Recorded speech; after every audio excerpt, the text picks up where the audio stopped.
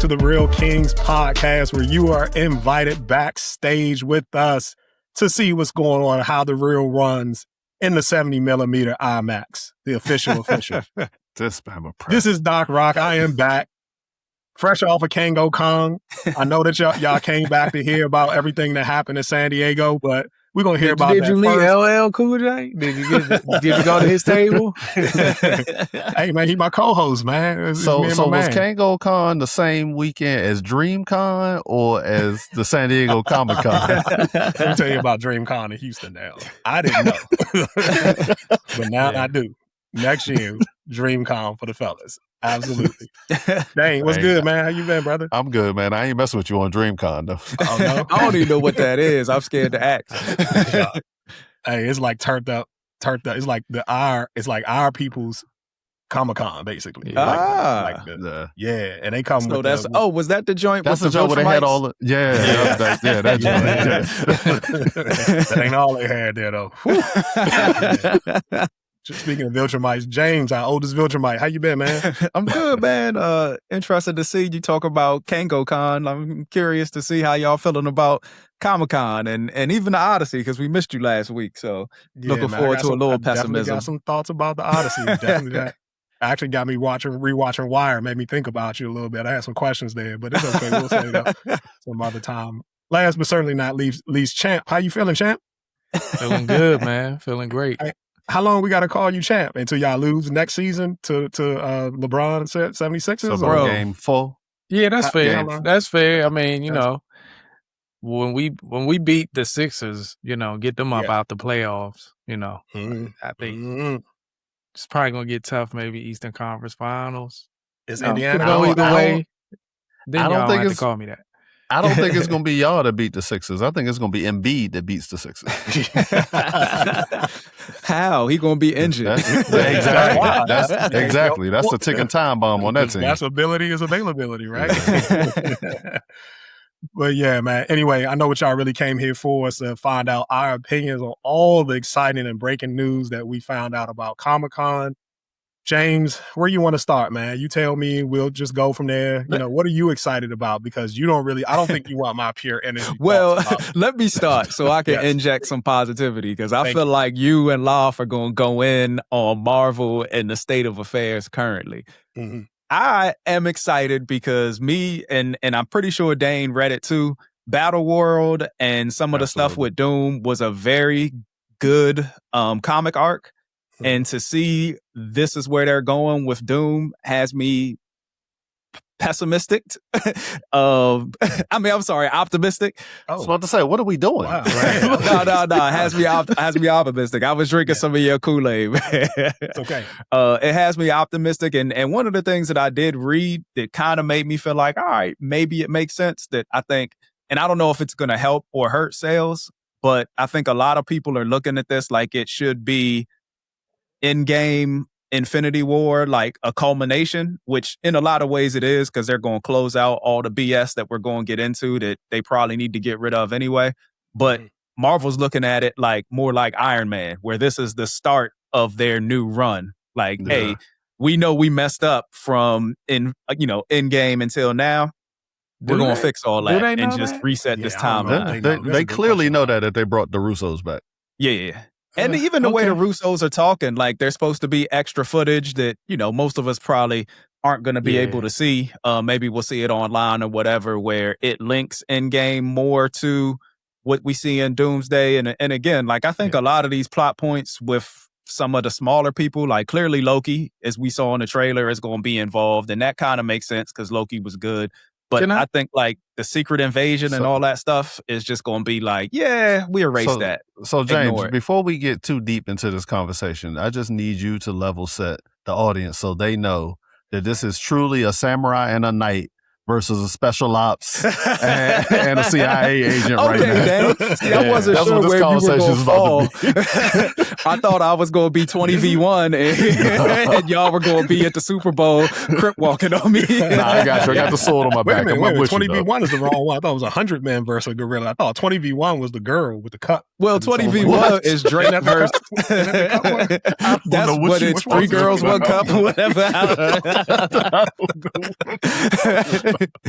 All right, man. Are we starting? Are we going deep in go this ahead, man. conversation? I'm Are we just opening the curious what table? y'all thoughts are. And All then right. we get in the specifics of the trailer because we had Gambit kind of doing his thing, which they're trying to make him serious now. I don't know how y'all feel, but Gambit's always been one of my favorite characters. I don't know if Channing Tatum and this is the way to do it, but I'm going to let y'all cook a little bit and get y'all thoughts. I mean, just to set it up, I mean, it was just one of those trailers where you just get clips and they pull it together for you to get a sense of the action and the characters. And that's about it. You don't get much dialogue. You don't get much of the story arc that they're building. And so that kind of leaves you as more of like what I would call is more like a teaser, like where it's basically inciting excitement. And that's the only intention behind the marketing of the trailer. And so I guess, I don't think it's fair for us to critique the story at this point because we really weren't given that, aside from what y'all might know about Secret Wars from the comics. Right. And what might be helpful is if y'all could just help me understand one piece of context. It sounded like you understood, James, but like the Beyonder was the villain in the comic Secret Wars. What was the motive behind Battle World? I know that the story, but in the technical realm was they wanted to sell toys or something. Well, but no, it really was. I don't know if you remember at the time, but Ultimate Spider-Man and like Miles Morales, there was pretty much very similar. But that wasn't the Beyonder. That was Doom. Well, remember, Doom took Beyonder's power, so it's two different Secret Wars that I think you're thinking of, like the original with the Beyonder. The original Secret Wars was the Beyonder. The second Secret Wars was Doom, and that's what they're. Okay, I had no idea. Okay, so what is the Doom? What was Doom's? I guess introduction to what I this was going to go over. Like basically, it's the same thing that we're dealing with now, where. And I even think with Kang, they were kind of going down the road when they were mentioning all the different incursions. Right. There were several incursions that happened throughout the MCU. Yeah. And then that ended up being like, what was it, Dane? 3 main universes. It ended up being like the Ultimate Universe, the 616, and it was one other one.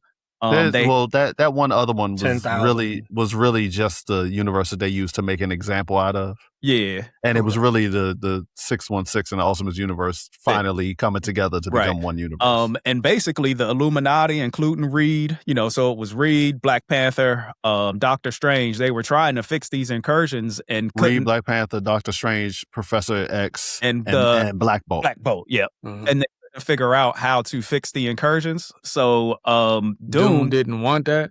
Well, no, Doom did, but Doom is always trying to best Reed. That's why I said I'm curious to see how they have the Doom Reed dynamic in this. But he found out he took the Beyonder's power, and then he also found out that what was it, Molecule Man?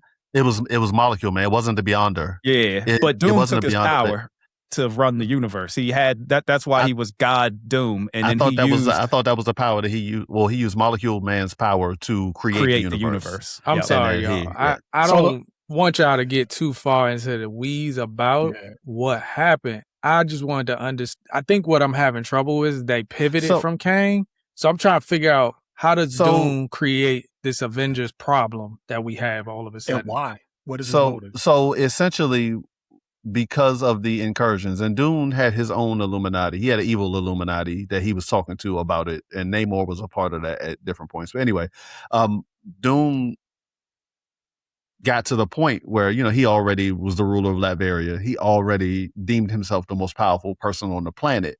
So he essentially said, nobody can fix this problem but me. So I'm going to take over it and control everything, and I'm just going to rule the world.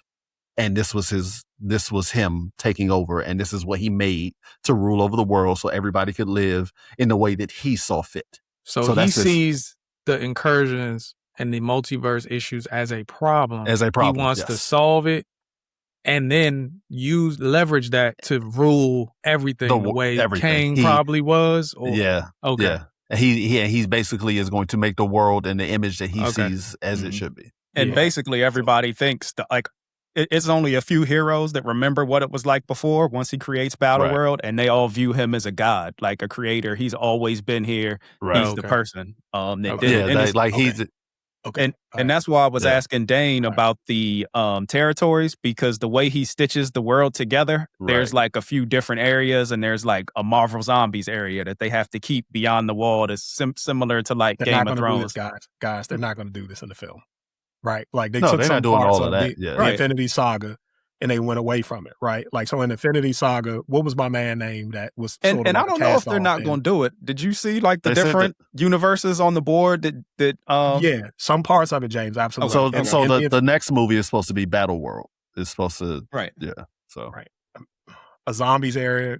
I don't think. I don't think they better not I'm do not that saying zombies that, thing. but I wouldn't be surprised if there's a Thor territory where there's someone that runs it, and it's pretty much that land is run this way. Wow, that sounds stupid. I mean, for the that sounds absolutely stupid, right? Okay, I mean, I guess that's where I guess that's where we differ, because I don't think so.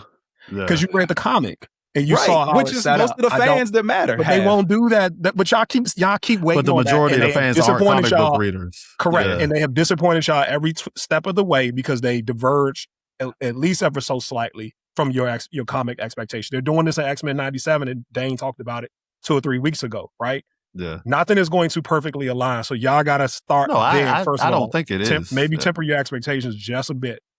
Number 2, y'all been awfully generous for something that, whether it be Molecule Man or who is this other person y'all said? Beyonder. Like, and I don't think they're going to get into that. I just want to explain the comics. I'd be more excited to see them take Jeffrey Wright's characters. So hold on, can I power?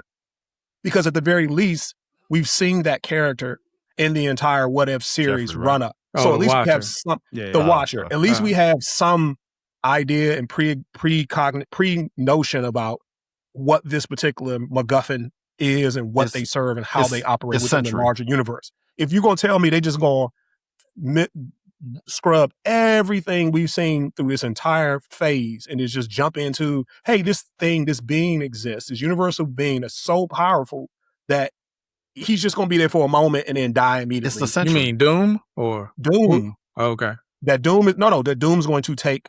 Oh, you said they're going to use Sentry. Yes. Molecule Man and Sentry have the same power. Just for context, I was just setting up what they did in the comic. I don't think they're going to do any of that. I think that they can just make Doom as powerful and mystical with whatever they have, where he doesn't have to do all that. Like, they could just build him up as between magic and everything else that he has. I don't know if he has to tap into this. I really wanted y'all to help, because I think there might be a lot of people like me who don't understand how you're inserting Dr. Doom all of a sudden.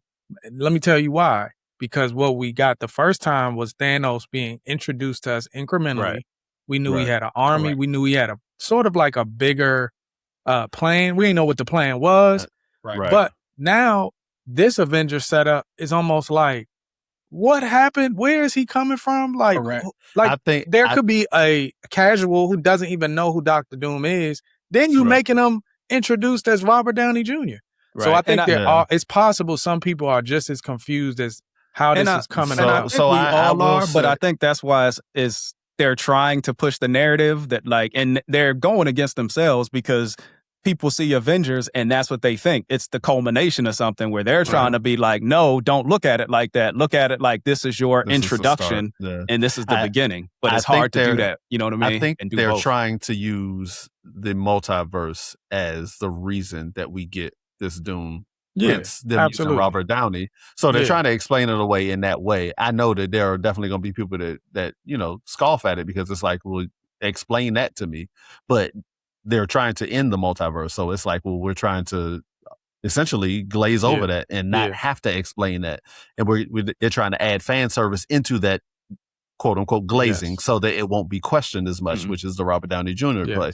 I think the biggest misstep is not even having the relationship between Doom and Reed Richards, because that is supposed to play a big part in this story. And that is probably going to be the thing that makes me be like, well, how does this make sense if they don't even have the relationship? Well, it's a 3.5-hour movie, Dane. I'm sure 30 minutes could be devoted to their friendship from back in the gout, I guess, if that existed. But there lies the problem, fellas. For me, it is Marvel has completely this is completely devoid of a storyline that built to this, like all the rest of the penultimate, big films did.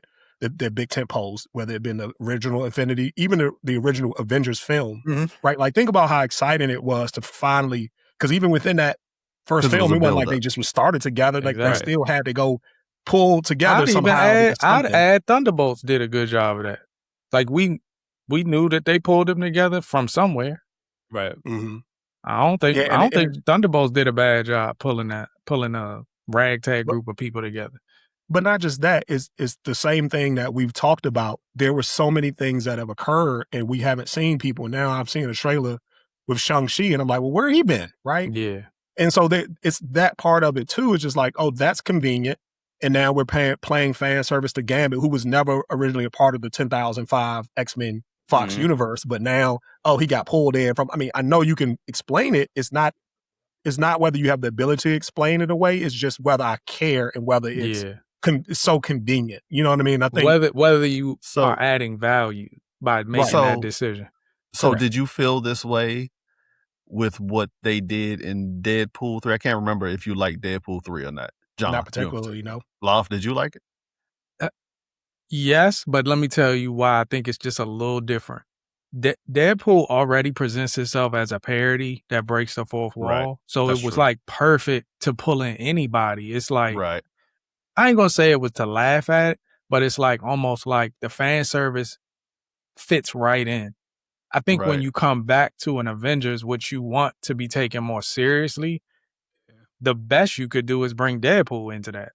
That's about it. Like, that's all I would want to see. I would just want to see Deadpool pulled in. Well, there's rumors that he is getting pulled in. I know, but I'm saying to bring what I think is like a throwaway, like, internet joke in and try to make it serious with Gambit and Channing Tatum, it really, to me, it devalues.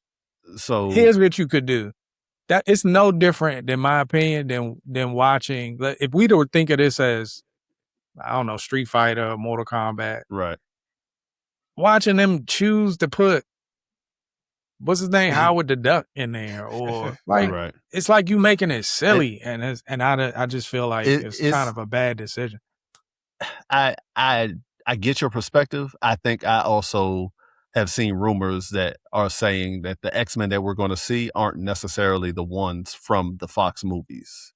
Like, it's the same people playing those characters, but it's not that universe. Like, they're pulling X-Men from another universe and they look the same across from universe to universe. Yeah. So it's the same actors. So they're probably going to explain some of it away that way as well. Whereas in this universe, just like the Deadpool universe, Gambit was actually a member of the team.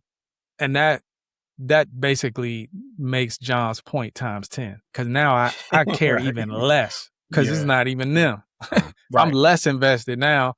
And so if you want to, if this the only way it would be cool and pay off, and it sounds wild, and I know it's not going to happen, but if you utilize them to kill them off, which I'm sure it's going to be a lot of deaths. I was about to say, and I think some of that is what's happening. Yeah. I think even the deaths Fox have to pay off for me, though.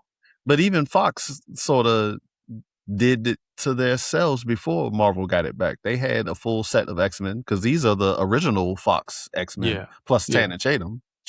Excuse me. That they had already revamped all of them to younger characters. In the last couple of movies, and they're not even using those people. So who was the original Beast? Kelsey Grammer, right? Voice wise. Mm-hmm. Yeah. And then the second one what's his name? Lex Luthor. Yeah, right? the guy's playing so Lex Luthor. Yeah. Kelsey is the voice that we saw in Marvels, right? Yep. Okay. Mm-hmm. Yep. Okay. I just wanted to. Yeah, they went back all the way back to the first. Okay. Before First Class. So I told you at the top of the show I'm watching The Wire right now. I'm just starting season 3. I think this is this like your 8th time watching that, John? Why you keep watching? I think this is where Stringer got at the end of it. But I can tell you a lot of corner boys went well before Stringer because he's sort of like a big dog up the totem pole. Like, he's a very important person. Right. If I'm watching this film and Helena somehow makes it out or toward the very end, will be very disappointed. It's not real. You know what I'm saying? Put your seatbelt on. She has no seatbelt on. If I'm watching this film and at the end, Black Cat somehow make it to the end without no power at all when he already got. So I'm gonna be very disappointed. It's done. Like, that's gonna be very disappointed. You know who's gonna beat everybody? Who? Captain Carter. She's whooping everybody. I hope they don't do that. Doom better worry about her because she can't be beat. But I mean, her and Yelena gonna survive.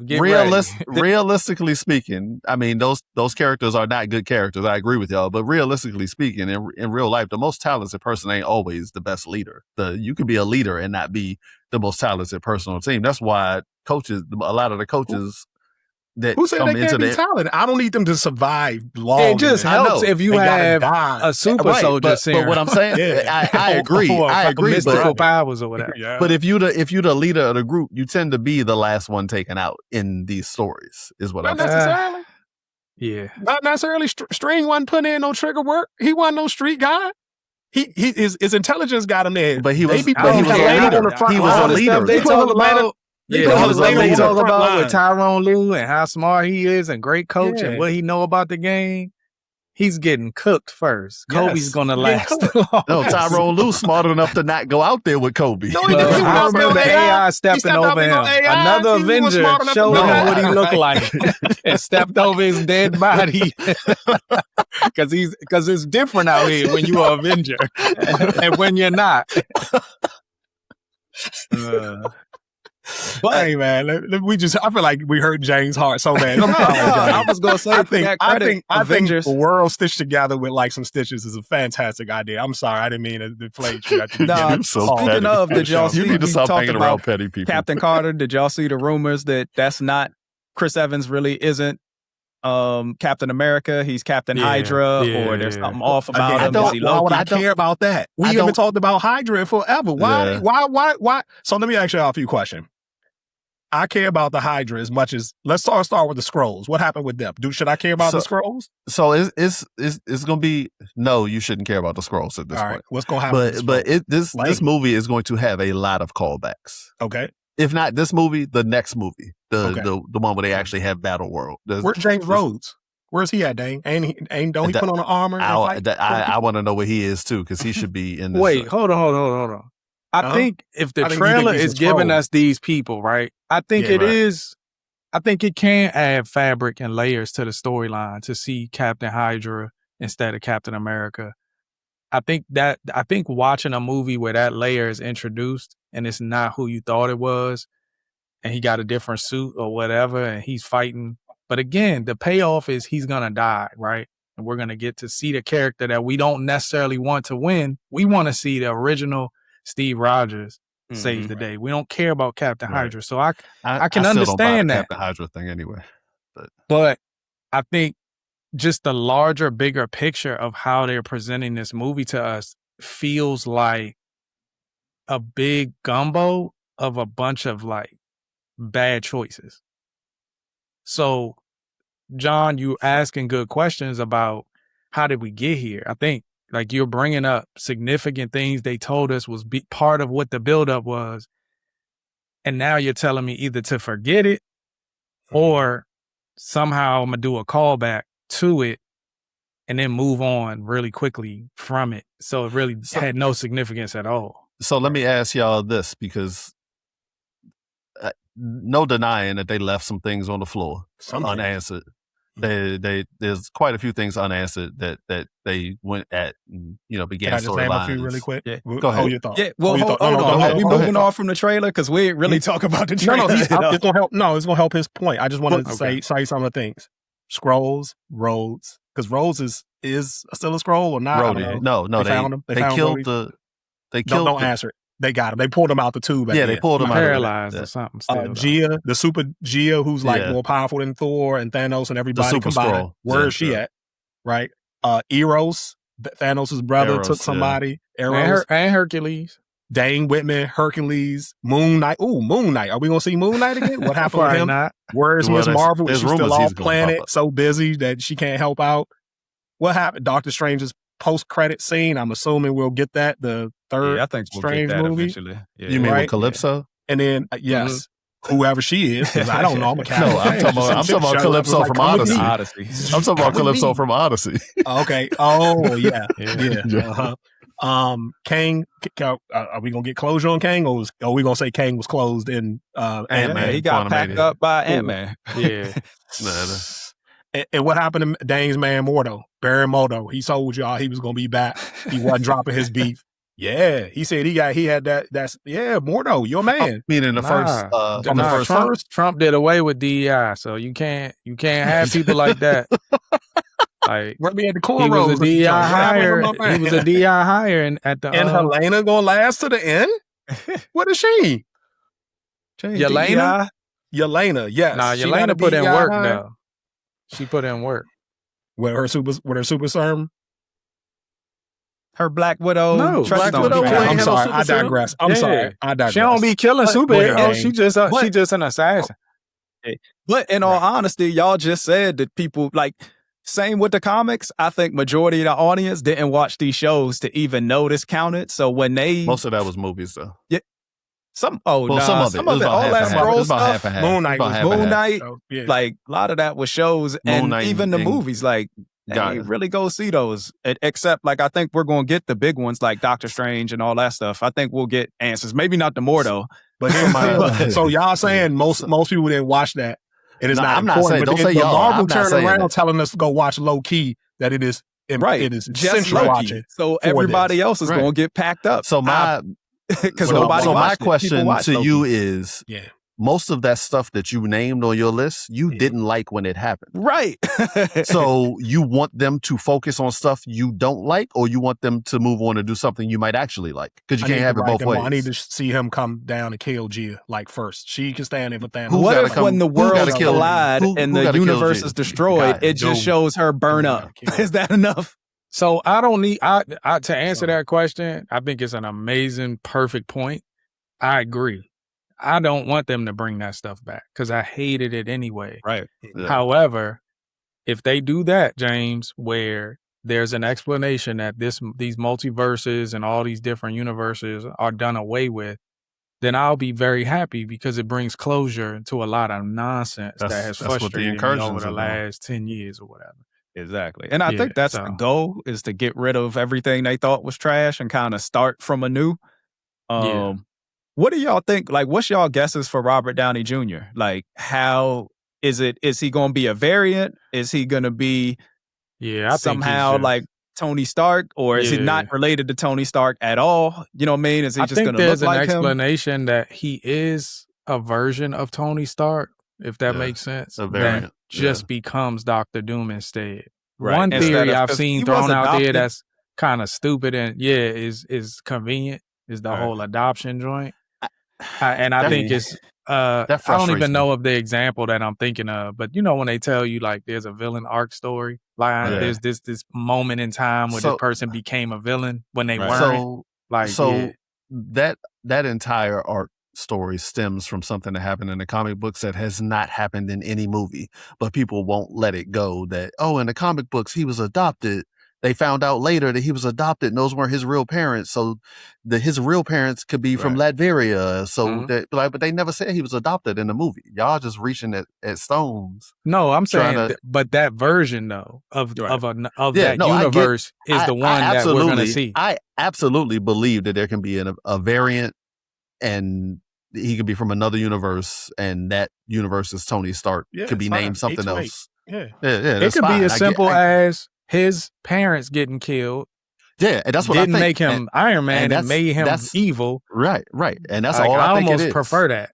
That's all I think it is. But people are trying to reach if you look at social media and stuff, everybody wants it to be the story that will be pulled from the comics. And the story it does not apply at all. I would be fine if it had nothing to do with anything at all, and Robert Downey Jr. just playing. Yeah, I would too. If they just you the same one from the main? Because Doom is. I'm not saying they're going to do. Marvel's clearly has an intention behind this. I know the nature of the question. They got to use that money they paid, but technically Doom is unrecognizable anyway. Like historically, like everyone always said he was disfigured when he takes the mask off, and I think it was Battle World. It was one of those where he actually took his mask off and then his face got healed. But then why make him Robert Downey then? That's what I'm saying. I think that they're gonna make him Robert Downey, and they got to get their money's worth. Oh, so you think this is a story where he was the good Doom, where his face got healed and he turned to a good guy? No. I'm just saying that I think that I think he's just going to be Robert Downey and they be can play on that. They can't waste the money that they paid because they paid him pretty well.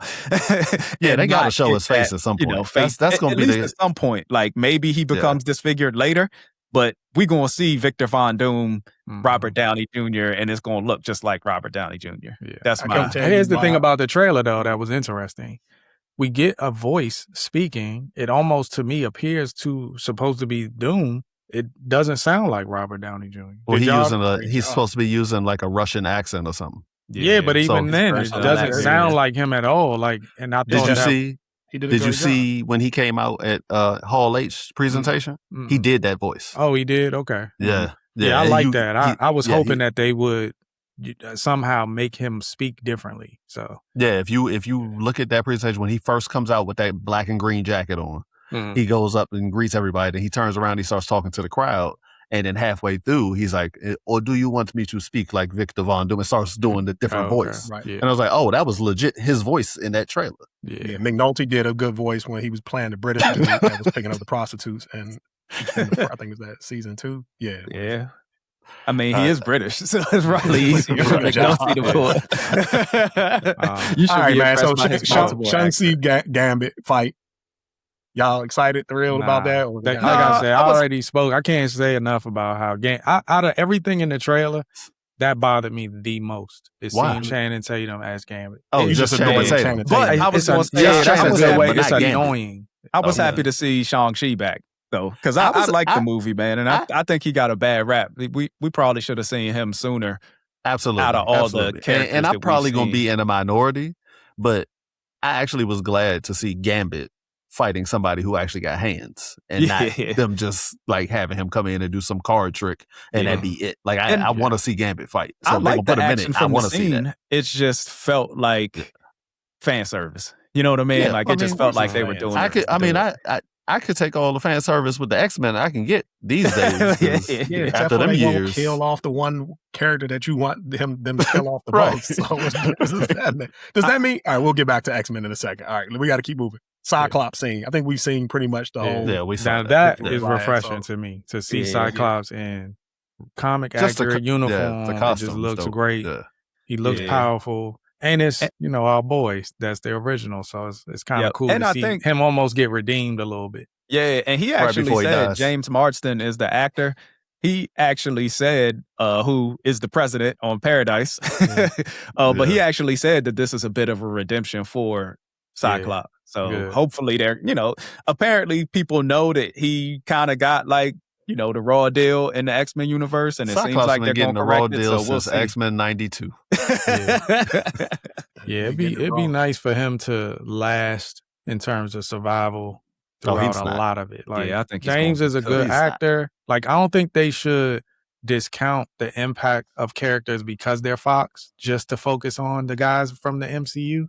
If y'all understand what I'm saying? Right. Like, I don't think they should use a bias against the Fox characters. Like, you should say, like, we're going into the mutant saga. A lot of them should be around doing a lot of damage, even if they ultimately die. But I think it's going to be a couple of them, but I don't think most of them going to last very long. That's the feeling they're going to have their moments, though.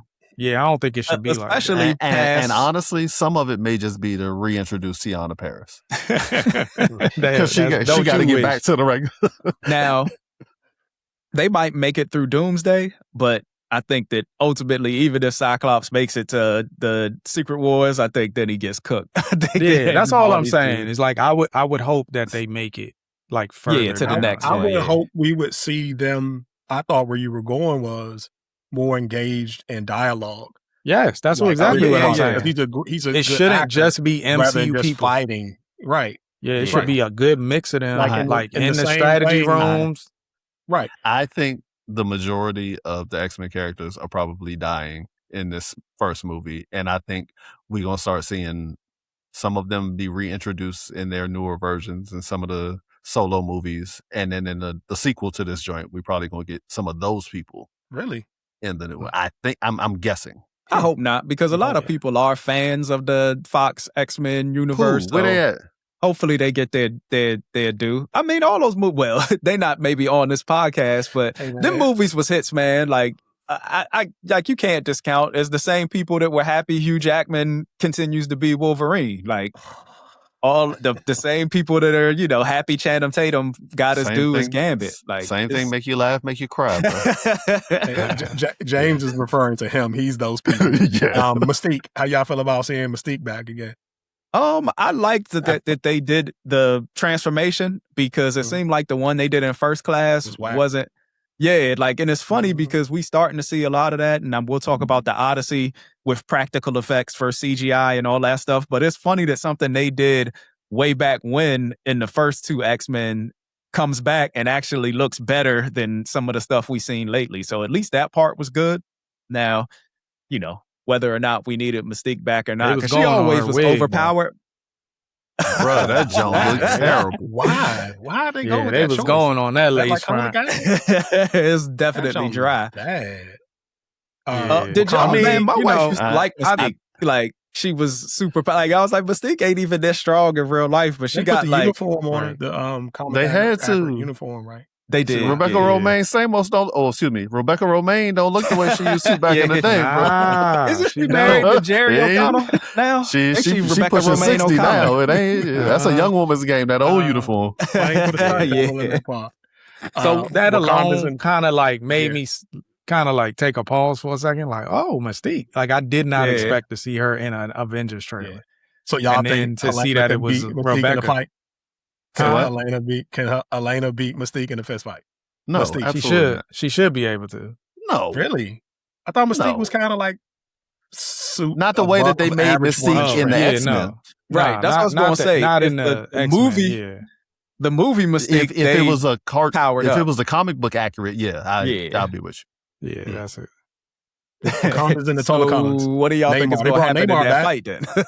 Who got Neymar back? Yeah. Trump got Neymar back like he did Balogun for the FIFA World Cup. He was like, "Hey man, get my man back. Hey, I ain't worried about them girls he raping over there in Spain or wherever he was." Yeah, that's probably one of the more intriguing like storylines I'm looking forward to is how does Wakanda and Tyler Khan sort of piece it up and say, let's rock together for this, common enemy or whatever.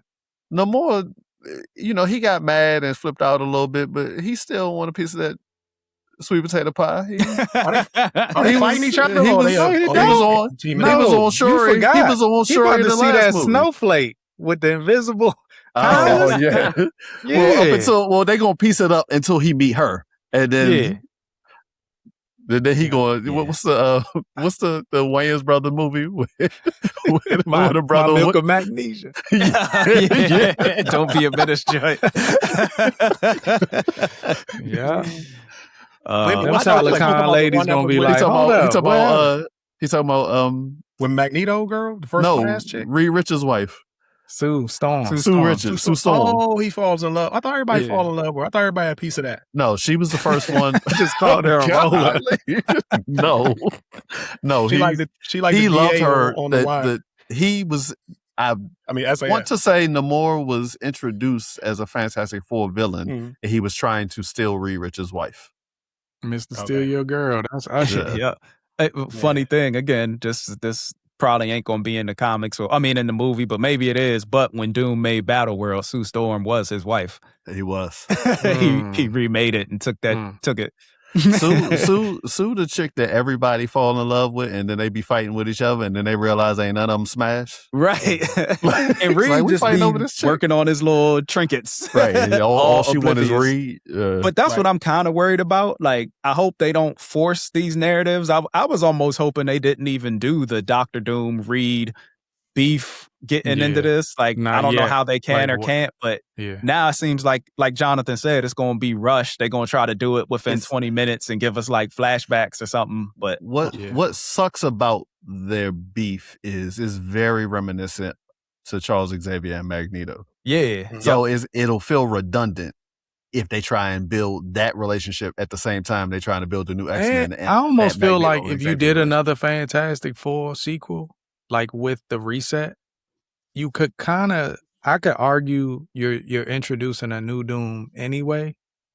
Like, Yeah, you could have that's just true. saved it. You could have just Yeah. saved that dynamic and just That's- acted like they don't have no history. Like, I And feel that's like what I I would have went that assumed. route. Right. That's and what maybe I they will. assumed, Hopefully which it's a is- bad rumor because, it's just Yeah, I was rumors about to at say, this which is point. why the rumor is weird to me because I assumed what you said was going to be true Right. for this movie. Makes more Yeah. sense, but what do I know, man? Because I Marvel would ain't making imagine a this whole lot of sense. Fantastic Four has to get looped into the unified Right. it has universe to. going 616. forward. And Yeah, so they landed an yeah. airplane there. Yeah, they No, did. I mean, No, but I'm we saying- talking about Doom don't have to be there.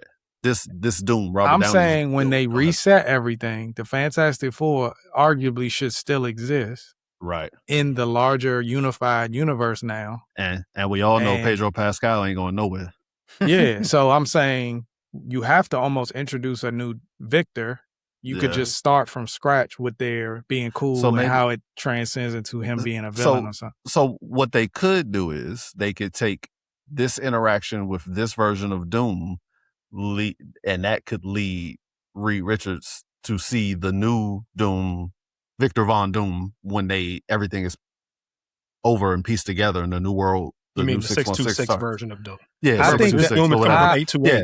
Nah, But I I think think that he can- because he want the and he can relationship try to be and he can no. try and befriend him at that point to try and prevent him from becoming what he just fought against. I think that everybody should have no memory of whatever happens.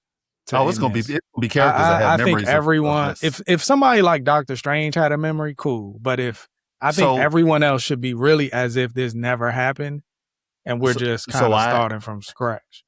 So I think you need to put Reed Richards on that list with Doctor Strange because Reed Richards is known as the smartest person on the planet. So if he had that knowledge, he's the type of person that has knowledge and keeps it from everybody because he's just that much more intelligent than everybody else and he manipulates things. But how would that scientifically. change something cosmic, like a spell that Right. don't Yeah, like that he don't doesn't make know you not IQ, we smart? talk It about just means cosmic. you Yeah. can't. He's saying Strange would know not because of his IQ. Strange would know because of a spell that makes it such that he would remember. Okay. I mean, I think there are going to be multiple characters that remember. I don't agree with that. I mean, that's fine, Loft. That's your theory. If that works for you, that don't work for me. I want them to just keep pushing forward. I think what you might not like, which would work seemingly better for me, is that this Doom is coming from 828 into 626, and 626 may have its own Doom that spawns. Yeah, that's weird to me. That's weird for me to remember.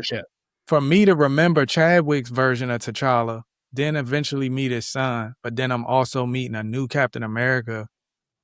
Like, I don't know. That's just weird to me. Like, those people died, So and now I'm meeting you again.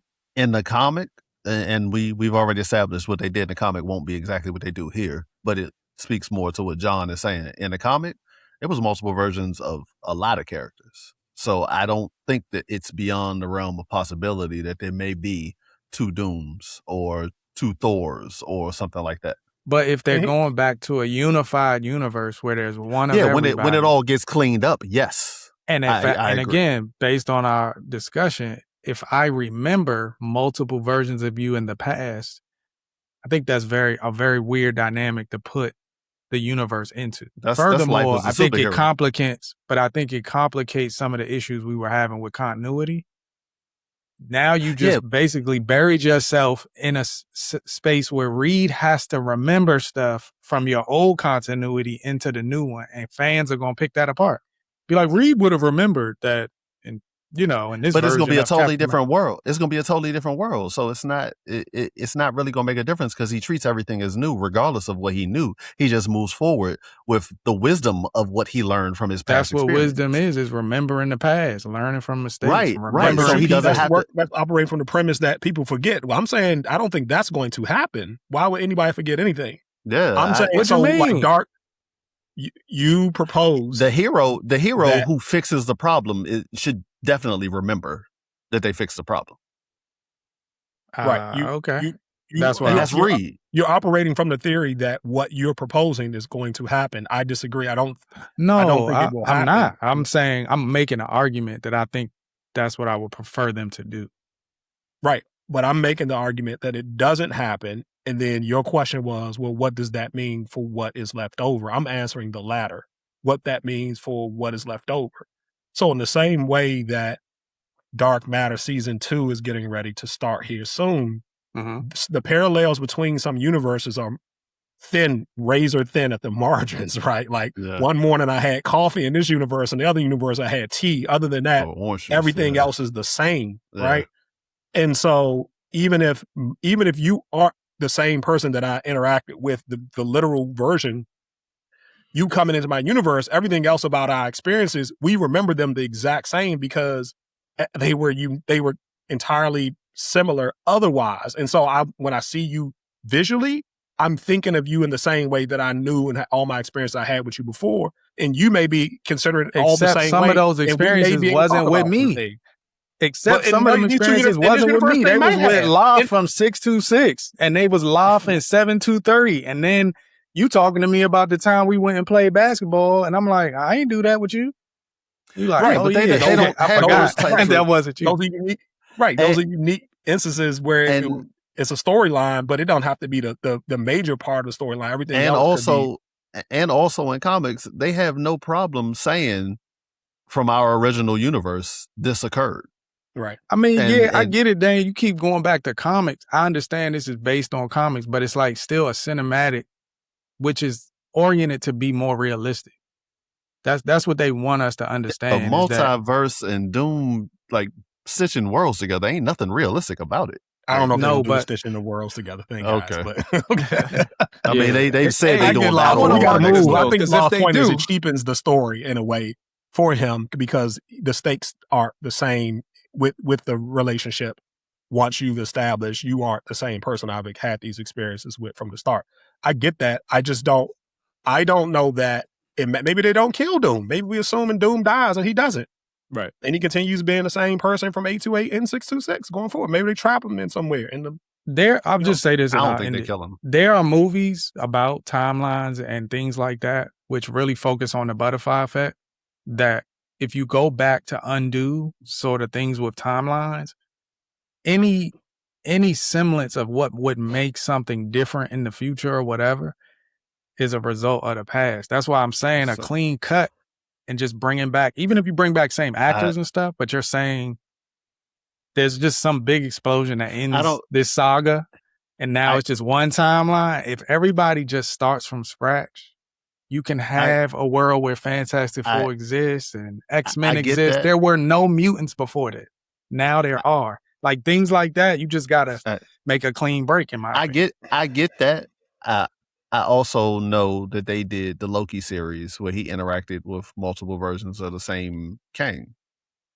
Like it's the same person, but it was different versions, and it was no problem with him moving forward with the new version as a friend, even though the first version he saw as an enemy. So I'm not going to be surprised if they do that with some characters moving forward in this. It may not be every character, but I think kind of like even like the Spider-Verse, if they make them distinct enough, like I don't know if it'll be as minute as some of the stuff that we saw in Dark Matter, because again, that's a little bit more high concept. A lot of this is so much more fluff and fantasy because it is based on comics and stuff like that. So I think that if we see it, it's going to be like Captain Carter or Captain Hydra, or like it's going to be like Steve, but clearly that's not your Steve. You know what I mean? Or Robert Downey Jr.'s Dr. Doom. Clearly he's not Tony Stark. It's going to be such a drastic thing that it'll be easy to differentiate. And I don't think they focus on it. I think that they're just like, yeah, that happened. Remember when there were these multiple, universes that we fell into, we moved on, and now we got one single one. Here's our new problem. Yeah, you got to agree to disagree, though. I mean, I hear you, but we need to move on. But what Love is saying is different. What you're saying, James, is you have the same face as the person before, but you're a different person entirely. What Love is saying is you are the same person as before, but your face is entirely different. Not only that, you're going to introduce us to another Steve Rogers that's not played by Chris Evans in 3 to 5 years. And Reed remembered the old one, and he got to treat the new one like he don't. I don't know. That's just weird to me. I think it'd be easier if Reed just meets a new Steve for the first time and he gets thawed out and we get a new Captain America movie. Yeah. Or what if they cast somebody that kind of looks like if they recasting or they they reintroducing the character, because it could be regardless, the same. He got to get thawed out and start over. No, I'm saying like if they just show Captain America pop back up and it's a different person, but it is the Captain America from before. we're not going to be like, the audience is going to be like, that's not Chris Evans. But it is supposed to be the same exact Captain America. So Reed will interact with him the same. So I think it's sort of like that. Okay. I mean, I don't know. The only reason why I can't predict is because you're introducing a world with mutants now. And those mutants have a very heavy history. They have a very heavy history that happened in the 60s and 50s. Right. That's the part where I think you just gotta start over. I invite y'all to and I mean, I know nobody will do it, but I think they did a good job in the comics of making it so Miles Morales, because there were all these characters that people liked that weren't interacting. And when it was all said and done, they did exactly all of this and then moved forward. And it wasn't like, too heady or like difficult to follow. They did a really good job of merging everything, keeping what was good, getting rid of what was bad, and then simplifying it because it got so complicated just like this did. So. All right, so let me state my piece and then we got to move. I concur with Law to an extent, but I do think not just resetting the universe, but resetting all the characters would be the easiest way of going forward. I agree with that. If Marvel as a studio has no intent of moving or going anywhere, because they say we got films for the next 14 years, is it? Or 42 years or whatever now, it was. When you say reset, do you mean like recasting or here's the new? Recasting as well. Get rid of them. I mean, me and James agree with you. Me and James agree with you, John, completely. I just think we both know that's probably not happening. It's going to be difficult. But I mean, if you focus on the X-Men for their run, the new X-Men, you don't have to think about the Avengers, and you can reset and start from 1952 that's what I'm hoping. or 48 or something. I don't want to go back to that. I don't know how. I don't know how you do that. You have to have. They have to coexist, and they have to have interaction. But too much. Yeah, but what if it all is rebooted? Like, so you started, like Jonathan said, it goes back to 52 when Xavier and Magneto met, and we kind of get that history of the mutants up until, you know what I mean? And then Captain America you could do a 5 or 6 year run before we see Captain America again. Yeah, you don't have to bring I don't know. But that's what makes this whole thing interesting to me, is to see if they can actually pull it off. Before we move on, y'all seeing Dune first or y'all seeing Avengers first? Because they both drop in the same day. It's just going to depend on what's available. But I will say this. I'm picking. I think I am going to attempt to see both in the same day. I am going to commit to try that. I don't know if it's going to be possible. See, I think I'm going to have to do back-to-backs. But whoa! Wait a minute! Wait a minute! Wait a minute! No, like Friday, Saturday. Oh, okay. What, you want to be face to face? Back to back is better if you ask me. Whoa! So I'll do what you do. But I think I would go with Doomsday just because the spoilers and all that stuff I think are probably bigger than what you would get from Doomsday. You're not doing the same day. Can we not say Doomsday because it's confusing me? Avengers versus Dune. Dude, yeah. Okay. And also, the spoilers in Avengers are larger, so you want to see Avengers first. Okay. I was about to say, please clarify which one I need to see first, because if you leave it up to me, I might not see Dune for a couple of weeks. Freaking Dave, man. You got to see both on the same weekend. There's no way I'm seeing 2 3.5 hour movies. But see, I usually go Thursday night, so that's probably why I would do Thursday night, Friday night. You don't sleep though, James. You can go to the midnight showing on Thursday. Get out the movie. Y'all have had way more boring days at work. Granted, you're getting paid, but you get through that day for 8 hours. I'm not saying it's boring. I'm not saying it's boring. I know that. I'm just saying the commitment to do 2 is not, to me, as crazy as it may sound. Oh, my commitment has nothing to do with 3 movies, 3 hour movies. Yeah, my commitment is about family obligations. Yes. Yeah, and then just timing. It seemed like back in the day, it worked out better where I could leave one movie and it wasn't as large as a gap. It used to be an hour and a half without end credit scenes. Right, hour and 45 minutes tops. Now it seems like the times don't be matching up to do like, double features. All right, man. Speaking of time and the TVA, we get Low Key back in the trailer. Are we? I'm happy to see Low Key. Yes. Please, at least that's the one friend. He's the only one that can make sense of all of it. Low Key. Yes. Because you can use him to pretty much explain away anything you want, as far as I'm concerned. Yeah, it's a perfect addition to the lineup. Yeah. I think he's kind of critical for a larger conversation about just the resolution I think that's going to be needed. If he's the keeper of time or whatever, I think it's important to establish his role and what we're seeing in terms of like how this becomes one timeline again.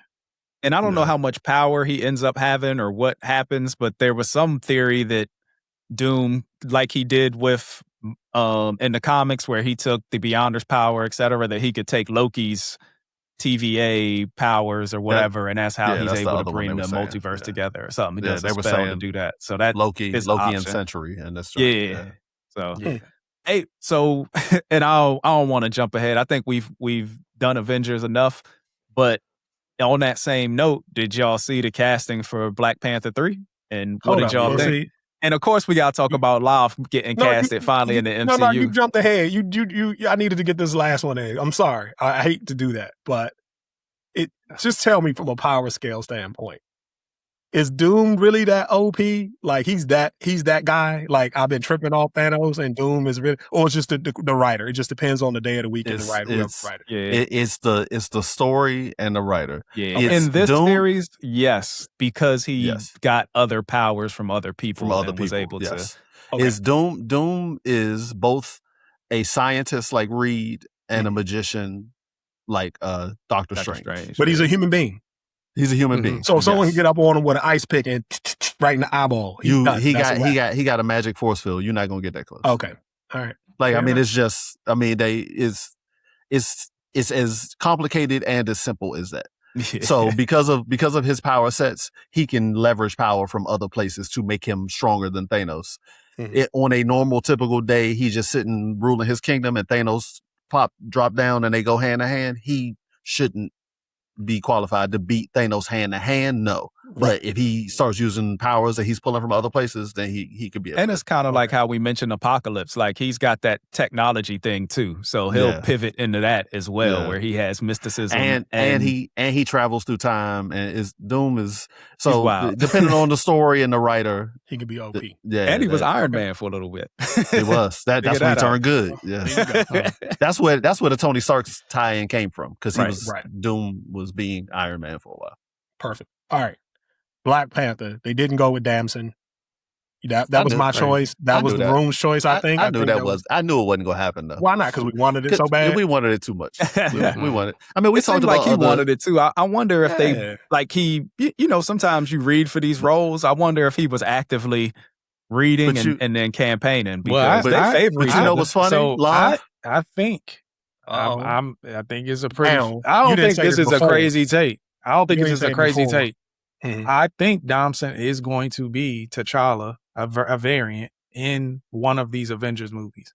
I think that's where all the smoke came from. I think that's why he be playing coy. Because it's still true that I think he will play, but I think the long-term play was to go with the younger dude who, he's not really that young. Right? Let me rephrase since Dane educated me. I think he looks way younger, and that is, I do not think he's playing 32 years old. I don't think he's playing 32. No, he's not. He definitely. He's probably playing 22. So when I say younger, that's what I mean. They're going with the younger story to draw him out a little longer. You know what's funny, Love? Something that I noticed. He favors. Let me not say looks. He favors Damson enough to me a lot. That some of those renderings that we saw actually could have been him, right? And we were thinking it was Damson. I wouldn't go that far. That was literally an artist drawing Damson in. Was it? Yeah. Was it? Oh, okay. Okay. But I don't think that hurts at all for them to look that strongly similar. He looked like Damson and Chadwick mixed together almost. With allergies, because his eyes be puffy as a bunny. But Love, that's a good point. Oh, man, like he just got stung by a hornet before he came on set.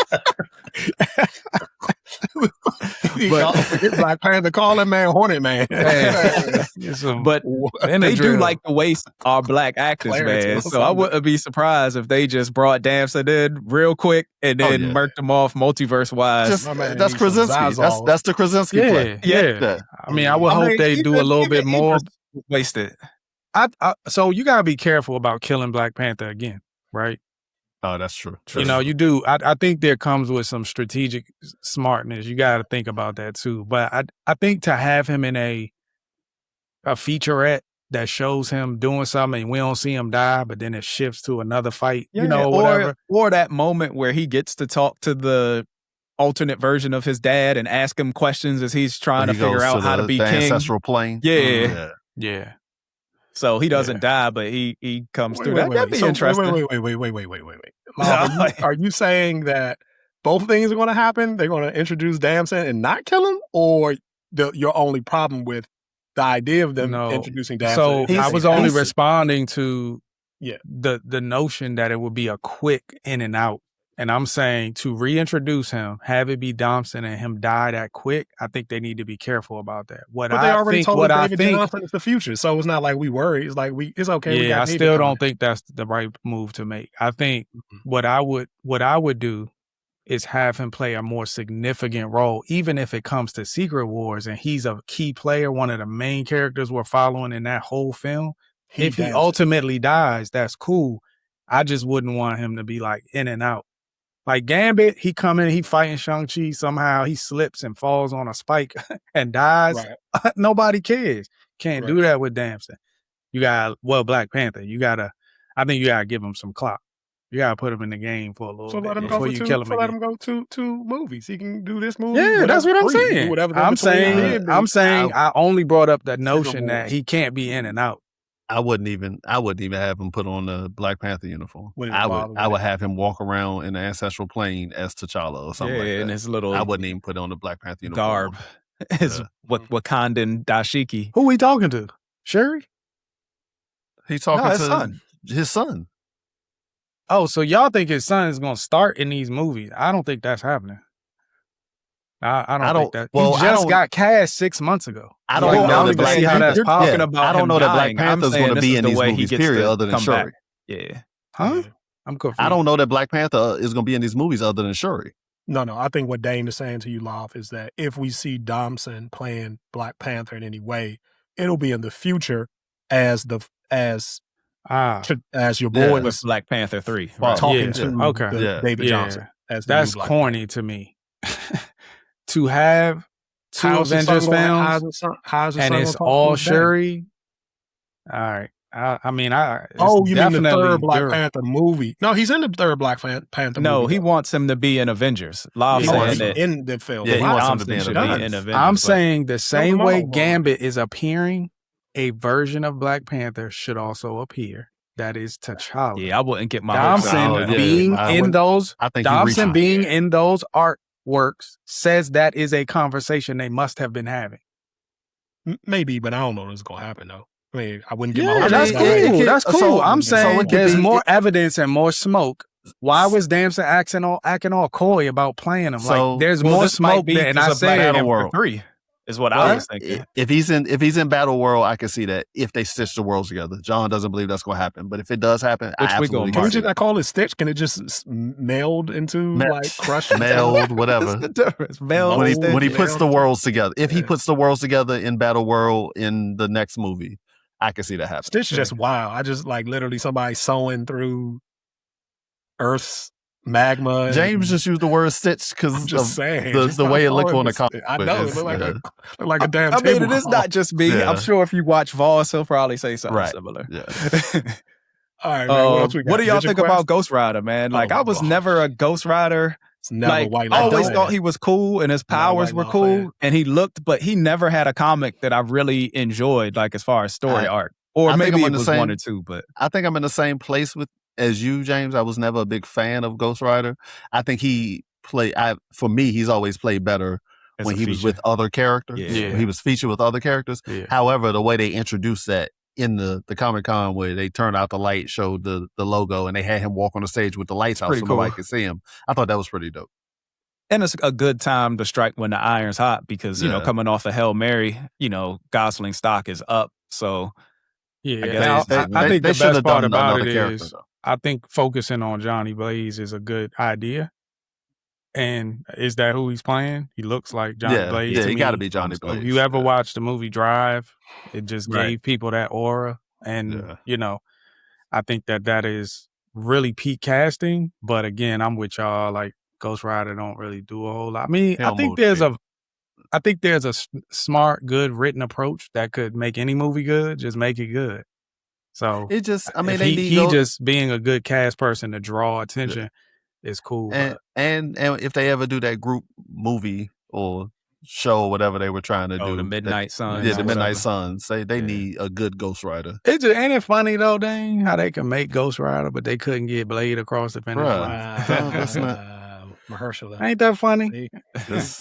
Y'all who Ray and White Loft, but nah, when it comes to the bro, not with him. Oh no, I absolutely. I mean, that Jones been canceled officially at this point. So that was like some of the. I mean, I knew it was already leaning towards that way, but just the confirmation of the headline was just kind of like that Jones should have been made 3 years ago at least. I think in my head, the cancellation of what was the written version of what they were committed to, and even Mahershala being committed to it, I was okay if they had to keep pushing to develop it. Right, That's what I thought they were going to do. But the cancellation headline made me feel like it was more final, and that pissed me off. They wanted a Black Widow movie though. Right. Part of me is I'd rather them do it well though than just throw it together. Right. And that's it, because now you've introduced vampires into the 62. I hate that too. I hate that. I never liked you gotta address that unless he takes them all out, right? Vision Quest.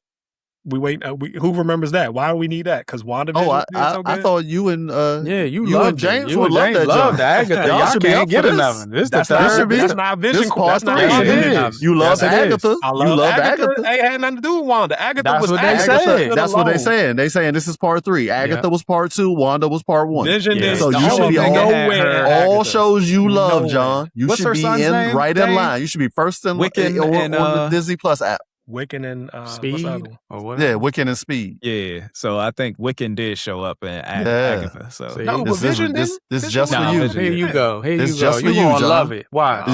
Right. I watched it with my kids. Hey, love. He gonna be faking like I don't know what I ain't watching this joint. Don't nobody care about Vision. And then 3 weeks in, he gonna be like, man, I done watched every episode twice. I watched it by myself, then I watched it with my family. Well, is she gonna not Wanda?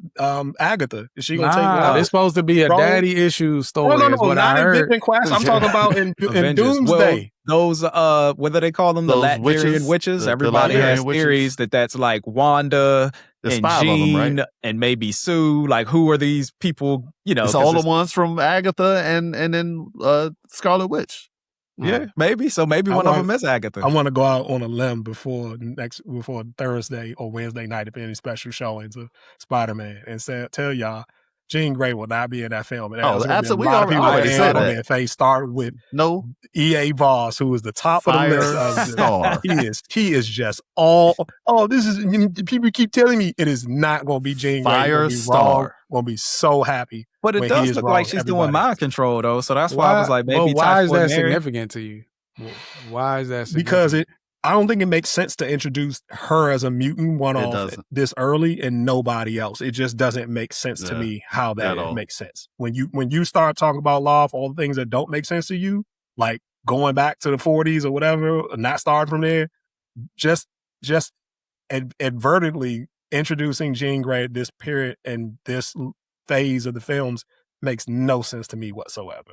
Right. Just because she's a mutant, just from that point alone? Because she's a mutant. And she's and you to be introducing the first of all these other mutants, why would you start with Jean Grey in a Spider-Man? And why in Spider-Man? I will say this. One of the things that has me excited lately with Marvel is it seemed like we was getting a lot of leaks as far as story, but it's still a lot of mystery even surrounding Robert Downey Jr. and Jean Grey. It seemed like with these last couple of movies, we knew them answers basically going in. Like, that's because they plugged the holes in the boat. Can I interject some history though, just so we don't sound like we don't know what we're talking about?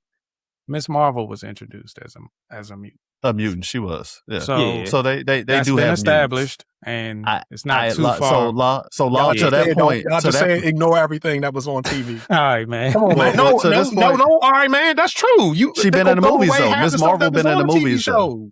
Miss Marvel has been in the movies. Yeah, but the casual fan don't recognize her as a mutant. You keep moving the goalposts. I'm not. I'm telling the truth. No, you're not. Casual Moving the fan doesn't goalposts. recognize her. First you said that she gonna be the first mutant. So then I debunked that. Now I understand. No, I understand. Then you said we had to do away with all the shows. And that's I didn't know that. I didn't know that that's what you were debunking. I'm saying it was sloppily done, and everything that was introduced on, my argument is everything that was introduced on the Disney Plus TV series is hot garbage, most of it. And the casual layman who's just going to the movies, checking in and out, have no idea. I didn't even watch the Miss Marvel series. I don't think Dane watched it either, if I'm not mistaken. Right? No, I didn't. So without that awareness, you could introduce the character. You could have introduced the character of Miss Marvel just as a person with superpowers, and we not even have known, if Dane hadn't read the comics, that she was even a mutant. So what I'm saying is, to the layman, for the phases within the MCU, I'm not making that connection. So that, why wouldn't you? When you know that the casual has seen Jean Grey's Phoenix Saga at least 3 times. Because we don't want to see it. So if anybody you gonna pick, pick that you gonna know who it is Jean Grey. Because I thought the point of starting with the X-Men was to restart with the original core group, and it just seems off base to introduce Jean Grey and. So I'm somewhere in the middle.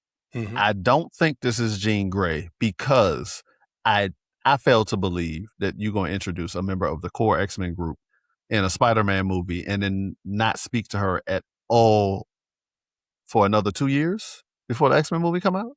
Maybe we get her in the next Avenger. No. The connection, Dane, is because it was reported that whoever Sadie Sink's character is will in fact be in, if not both Doomsday and Secret Wars, at least in Secret Wars. So that's why. So that's Jean. That's the confirmation. I'm not against her being a mutant. I just think it makes more sense to me if she's Firestar, a redhead character with a history of being a Spider-Man superhero. She had a cartoon when we were kids in the 80s. Mm-hmm. Her, Iceman, and Spider-Man. It was Spider-Man and 2 mutants, Firestar and Iceman. Mm-hmm. Firestar could make sense to pop up randomly and then become a friend. What's Firestar's She's powers? the Firestarter. Yeah, Firestarter. She starts fires. She not adding no value. She controls.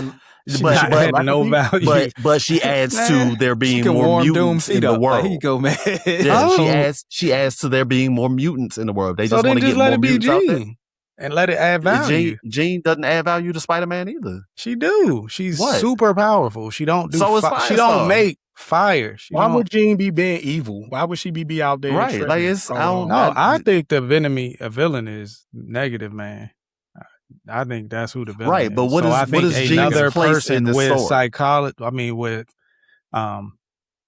telepathy. That makes sense. That it's I think she's going to help where Spider-Man can't. And I don't know. I'm just saying that it's not that I'm dead set that it is Jean. I just think that it's not that big of a reach for it to be her. And for Marvel to feel like we've been saying we're going to introduce mutants slowly. Right.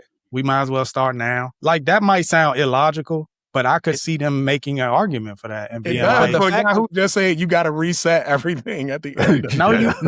You still don't have to reset Sadie Sink, and you get her locked up. She's probably the hottest redhead in terms of like talent to lock up at that age. Get her now. Mm-hmm. Get her under contract for 10 films now before her price go up. Put her anything? You ain't got to. You can pay her. No, you do. I mean, you could pay her, but why pay her for nothing when you could leverage her celebrity and put her in the movie and it tells the story, you know? You're dealing with some type of negative situation in the astral plane or whatever, and you got some psychic, who better than to pick Jean?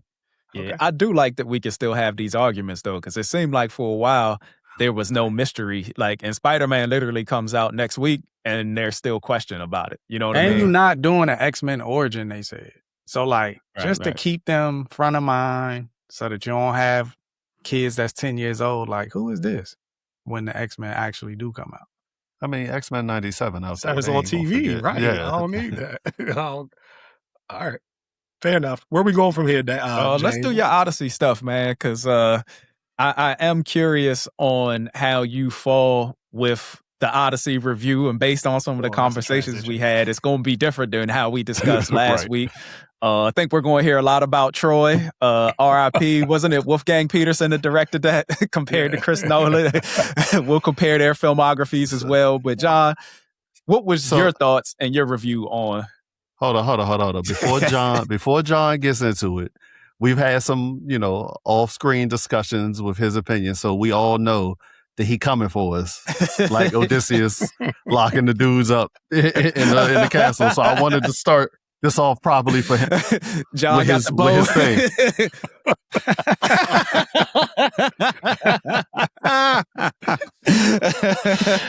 Oh man, no, you didn't.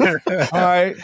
Man, John, listen, man. Nah. I'm struggling with this one for real because I have come to the conclusion that there is absolutely something wrong with me. Right? It's gotta be. Like if you're the only sane person in a room type of situation, you're the crazy one. You're the crazy one, right? This is bugging me out because I know what the algorithm is saying. Like I don't even know. I haven't intentionally. Like I try not to intentionally seek out my bias. And so, but when I pull and I know I'm friends with y'all, so I probably follow y'all page, so y'all algorithm is feeding mine, so that could be part of it as well. Right. I've seen no negative reviews on this film. I've heard nobody, with the exception, say for two guys who happen to be brothers, blood-related brothers, both were kind of like, it was just, all right, like I don't see it. And that's sort of, that's how I felt on this. What's interesting, like we tease and joke here behind the scenes for people who don't see the setup. Like I'm like this audio file, I always hear all the problems and issues with our recordings and so forth. I think visual effects, I have a deficit there. I just don't pick up on unless it's just extremely bad, right? That's not a big selling point or lift for me in the same way like Loft picks up on really janky AI really quick. Even from just quick trailers, Loft can pick up on that stuff and I generally don't see it. So there was nothing particularly mind-blowing about the visual effects for me in this film. The score, the same way. Like, it's such in the background, it drowned out. Time out. But there were no visual effects. So I guess I want more clarity about what you're saying. I was going to ask the same thing. It didn't, the practical effects did not, I wasn't oohed and awed by I think, and correct me if I'm wrong, I think what he's trying to say is the fact that they did not use visual effects did not impress him with the realism of the look on the screen. Correct. Thank you. Which is very weird, I guess. Which is very weird. Because it's real. So what is it supposed to do? I felt like it was so refreshing to see some of that. Yeah. And you seem to be a Nolan fan, like as far as Dark Knight and all that stuff. Well, let me hold up, because then I don't want to sound like a hypocrite, because I know Loft he'd be taking scores of these things later. Yes, Marvel pisses me off with their visual effects, with their green screen. Everything is shot in a room, and that shit is trash, right? Yeah. Absolutely. To the extent now that nothing seems to be shot on location. I do value and appreciate things being shot on location in real places that people can really interact with, and it's not just a green screen behind them. I'll tell you, the contrast extreme to this would be Ant-Man's last film. Like that whole joint. That was just horrific. Yeah, right? That was. So if the contrast is that noticeable to me, then yes, I can speak to it. But then anything in between, anything that takes place in real life that's shot, forget the big budget, big tentpole Marvel superhero films. I'm just talking about The Wire, right? Like, they shot on location in Baltimore City. Like, I wasn't like, oh my God, this feels so authentic. Like, yeah, because they shot. But I think that's kind of why I brought up, why would the visual effects even be something to critique if it really wasn't a factor? Like, because it's all went out of algorithm. Oh, just the fact that he went Everybody out of his seems way. so impressed. Everybody seems so impressed by it. Oh, okay. Yeah, I think it was more so just the effort and intentionality to make it, but not even CGI. Like and I guess Lord of the Rings has CGI, but like some of the locations and the way that it was shot, I think is what people have been focusing on. Lord of the Rings is more of a good balance. Like even with, it looked good. So like when they were on the high seas, the way that the water was blue and the first film, people got on a boat before. I would have just expected you to say a Navy SEAL film or military film when they really in the water somewhere coming off. No, that's where I'm like, why did you even bring up visual? Because I'm like, what everybody seems to be talking about. But I thought you could I thought you would just simply say, because of the landscape of movies, I can appreciate that, but that wasn't a big deal to me. Correct. And then move on. But it almost was like a criticism. Like, you almost made it seem like it was a criticism because people loved it. I'm critiquing the fact that everybody's talking about it. Okay. Everybody made the algorithm as if It was this big. I think a lot of that is just visual thing, and that with Spielberg and Nolan. Now that he's in that category, like they kind of glaze some of these directors. So when you get like a big director that shoots epic, visually stunning kind of like, oh, he did this. Like, so I think like some of the cinephiles are nerding out on the angles and stuff that we probably that Hades scene deserves all the applause. The which one? I don't care. I'm not disputing it. I'm just saying. I'm not a cinephile in that way. To James' point, that it like I wasn't watching it like, oh my God, this looks stunning. Like it just that thought don't cross my mind when I'm watching. If it looks trash, then I'm like, oh my God, this looks like trash. But beyond that, I'm not really. Jumps out I'm not going all. into the film. I'm not the same way people talked about as a comparative the sound. What is the sound? The score. Mm-hmm. The tightest score I can think of in film, like more recently, probably was the Avengers score. Like dun dun dun dun dun dun dun, like that deal. It get me hyped. Nah, I didn't feel that way about Sinners either. It's different to go in to an art gallery with Picassos and all these things that everybody has valued as just great works of historical art. Okay. And use that as your first start to be like, man, I win that joint. Man, ain't like none of that stuff in there. I don't know what the big deal is about it. It's kind of like, yeah, I went in there. That ain't my thing. But like to critique people loving it who are like historians and love art and into art, like why even critique them? You the outlier. You don't care about that stuff. I don't understand why you don't get that. You're not telling me this is not a light bulb moment for me. I'm aware of that. I'm sharing with you and the audience. It didn't impress me. Like it just didn't. I don't go into film generally. I'm critiquing the fact that all the algorithm has three things: the sound, the visual quality, and then the Odysseus scene and him strumming the bow. And you know what I mean? And telling jokes and parodies on that. And I'm saying, go ahead. I was going to say, as an audiophile, did you like, because again, that's like people focus on the visual because I'm a visual guy, but that is a part of IMAX filming is some of the sound that goes into it as well. And I thought the sound, like when they were on the water and the waves and like, again, the strumming of the bow but none of that jumped out. I was with my wife. It was never a point where I was like, babe, oh my God, are you listening to this? Like it just never occurred. Have you ever done that at any movie though? That's what I was going to say. Oh, I don't think so. That's my point. Like, I mean, I'll get psyched. Other than the only, I told you. I don't like the visual. I don't like Avengers the sound. theme. Just like, you go for the popcorn. Popcorn be dry. I need a 3 hour nap. Let me go to this movie. The plots be stupid. Hey, now you understand. Hey, audience, he is hanging on by a thread to this podcast, man. Jonathan is going to just check out and just pick up another hobby, man. He's about to get into the gym, start playing chess. Right, man, do a Kango podcast, man.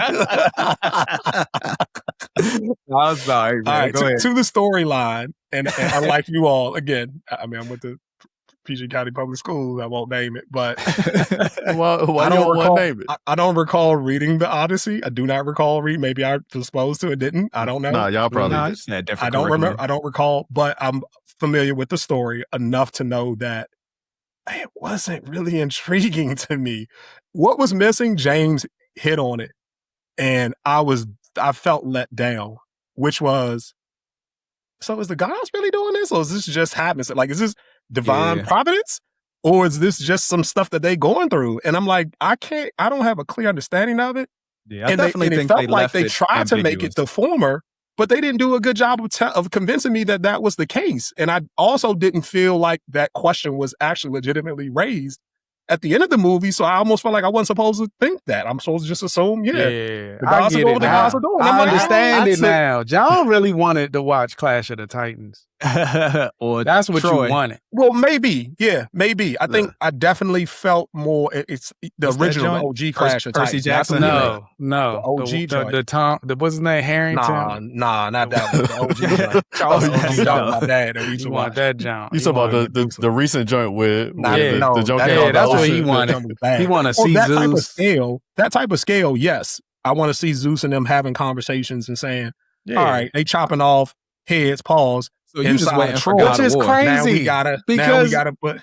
This is the dichotomy that you bring. You always say once you establish a universe, keep it consistent. Yes. But then you critique it for not being what they established. They're establishing a more realistic world where, regardless of what your religion is based on Greek mythology. Yeah. This is a story about a situation where gods exist, but in a more realistic tone. The gods are having influence over what's happening. Yep. But they're not going to be tangible, characters in the story. He wants the Greek gods to be characters in the story. Yeah. And I just feel like there are movies that do that. But this is not the Odyssey that Christopher Nolan, because I think if he had done that, it would have been a big distraction from the universe he established. Agreed. And I joke, in jest, I joke to a degree, but I think there's a difference between like divine providence and a miracle. It felt more like divine providence more so than a miracle. I needed to know. Well, if you look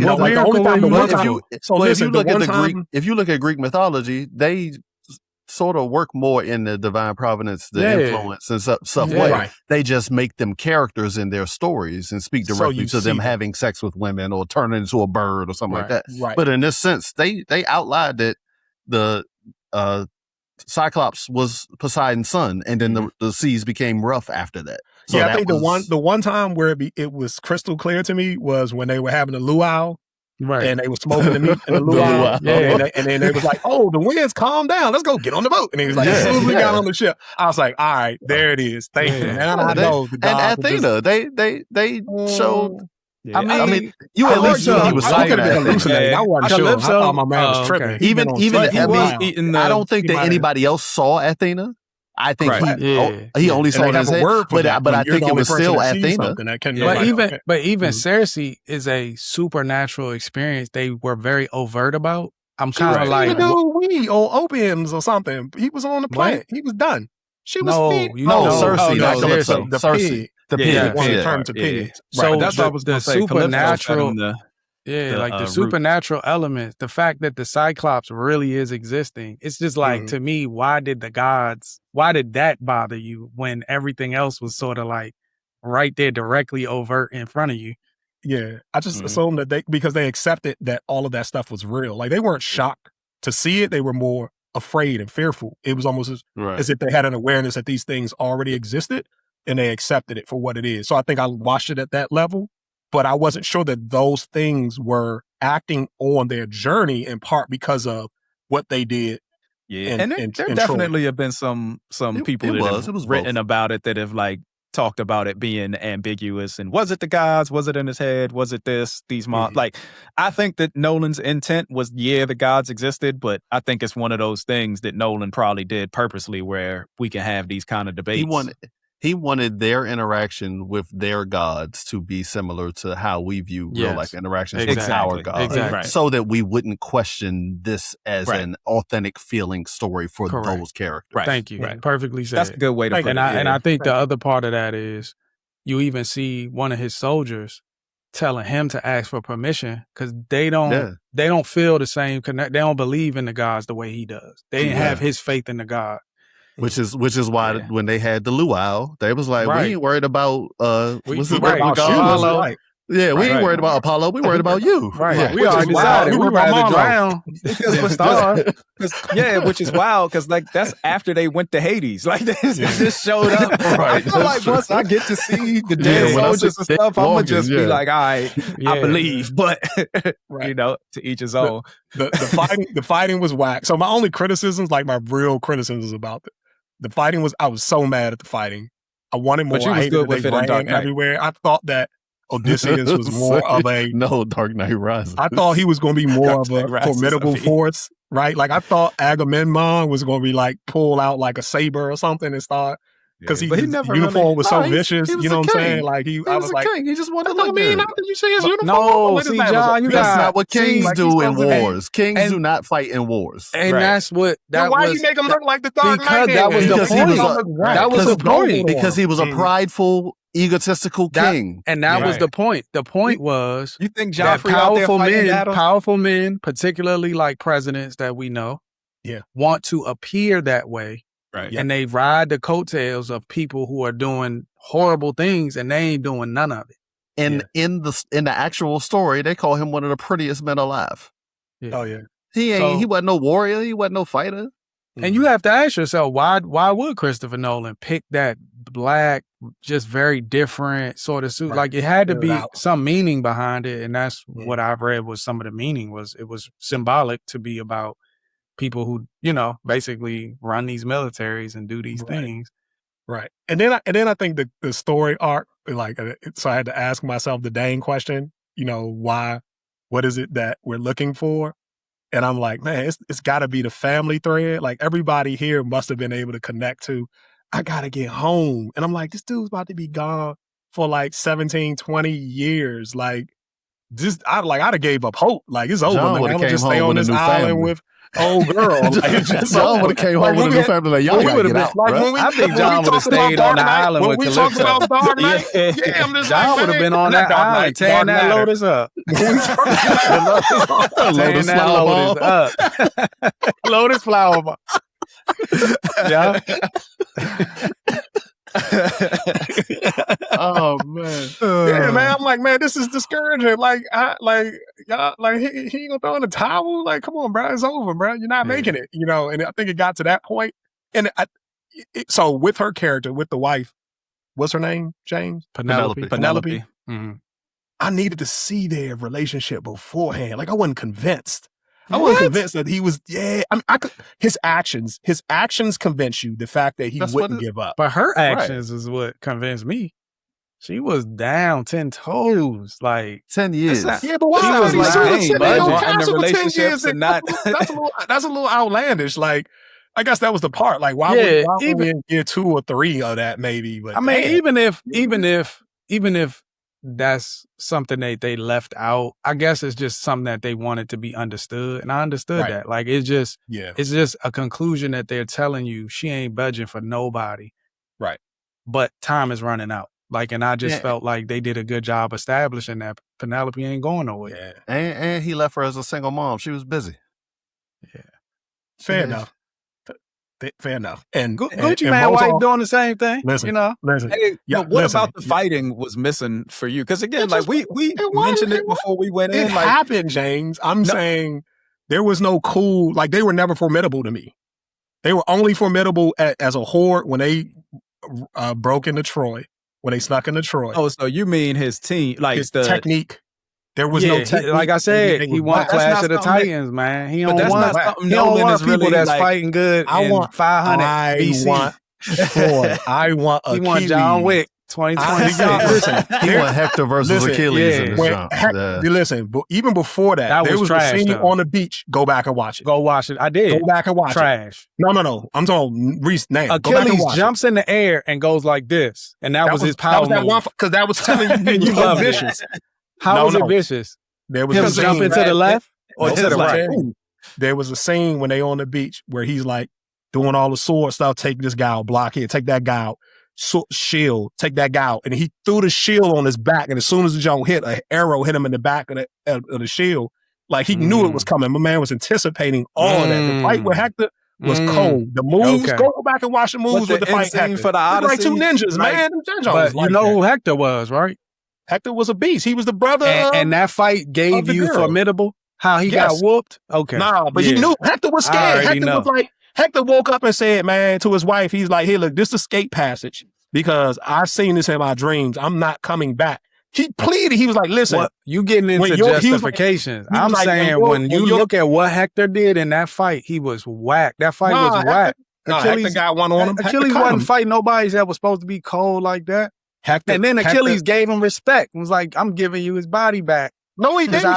He gave it to the king. He drug him off. The king asked him, and he said, "I'm gonna do it out of respect. I'm giving you the king to the king." Yes, that's some dog mess, man. Achilles was rough. He told Hector, he pleaded. Hector saying, "Listen, He was like, I gave your cousin a formidable berry with the coins over his eyes so he could be sacrificed and have money to get to the ferryman. Keely said, you will have no eyes. Man, keep all that. I'm telling you right now, Matt Damon's Odysseus putting him in the dirt. Fine. That's your opinion. I think cutting his heel off first with an arrow. All right. Through the heel, just like he did the 10 axes. Where you think the arrow going? You think you're going to miss? First of all. Secondly, Damon was done. And he was spent. And then they just took a knee. Y'all had him. They could have taken him out at that point. He was done. He was spent. I'm like, how you going to kill all these people? I thought he was just going to go after the main dude, your man. Some of them was in there just for the show, man. Some of them didn't really want to be the suitors, man. They just was waiting for a king. They thought somebody else was. They wanted to watch too. I think some of them just wanted to watch. And they was getting, they was getting Popeyes, Popeyes, Kool-Aid, man. They was drinking up all. They was in there chilling. Kool-Aid was hidden, boy. But the last thing, and which y'all started with, oh my God, the dialogue was horrible. Y'all gotta be watching Game of Thrones. By the way, House of Dragon, I'm caught up. Oh, good. We can talk about it next week. Congratulations. It's hard to sit and come off of House of Dragon and all of the kingly royalty talk, all that British garbage, just to hear them now and hear British people speak with English accents. Oh my God. But that wasn't the dialogue. It's so funny. It's just confusing. It's so funny. You talking about it's so British funny. I didn't even notice it. Yeah, Tom Holland. Gotcha. Batman, Robert Pattinson. But it's so funny because I didn't even notice it while I watched the movie. Oh, that's the first thing I know. And they started with Travis Scott. They should not have. He should have not been the first person speaking. Yeah, that was terrible. Man. I would don't stop, man. That's the he shouldn't have been in the movie. That's the only thing that gave me heartburn. I thought the dialogue was gonna bother me, but it didn't. It was Travis Scott being in it, and it could have been another rapper. I said that on the first time we reviewed it, but but it's just me, man. Like, so listen, having said all of that, I give it an 8. Like, it was a solid film. Hey, yo, just one man. Everybody, can I take my time back? But please listen back to some of our original content. This was the most Rob review right. ever. Oh, you only say one good thing. Right. Give it an 8. How, Sway? This is a solid film. I held my bladder. I wasn't like, man, I want to go like a 3 hours move fast. And I was like, oh, okay, this actually moved pretty fast. So I was intrigued. I was intrigued for the most part with what's going to happen next. So I just felt let down. Like, I thought he was going to kill the giant peoples. Like, I thought he was going to put up a better fight. Just can't be mainstream. What this says to me, John, is that it's a perspective. It's a perception issue. A perspective issue versus you actually thinking a lot of this stuff is trash. Because for you to be bashing that joint in the group chat and then to say all the stuff you just said and then give it an 8, which is higher than a lot of stuff that you rated this year, it's just you focusing on the negative. I think the other thing that you've done as well that I'm reading into as well is it's like almost like when the audience or the algorithm is praising something, it's like you almost feel compelled to push back. Instead of just letting it be whatever they feel is what they feel, but it ain't going to influence how I feel about it. It's almost like you didn't like certain things because everybody else loved it so much. Now you like, I gotta bring that back down to earth. No, I didn't.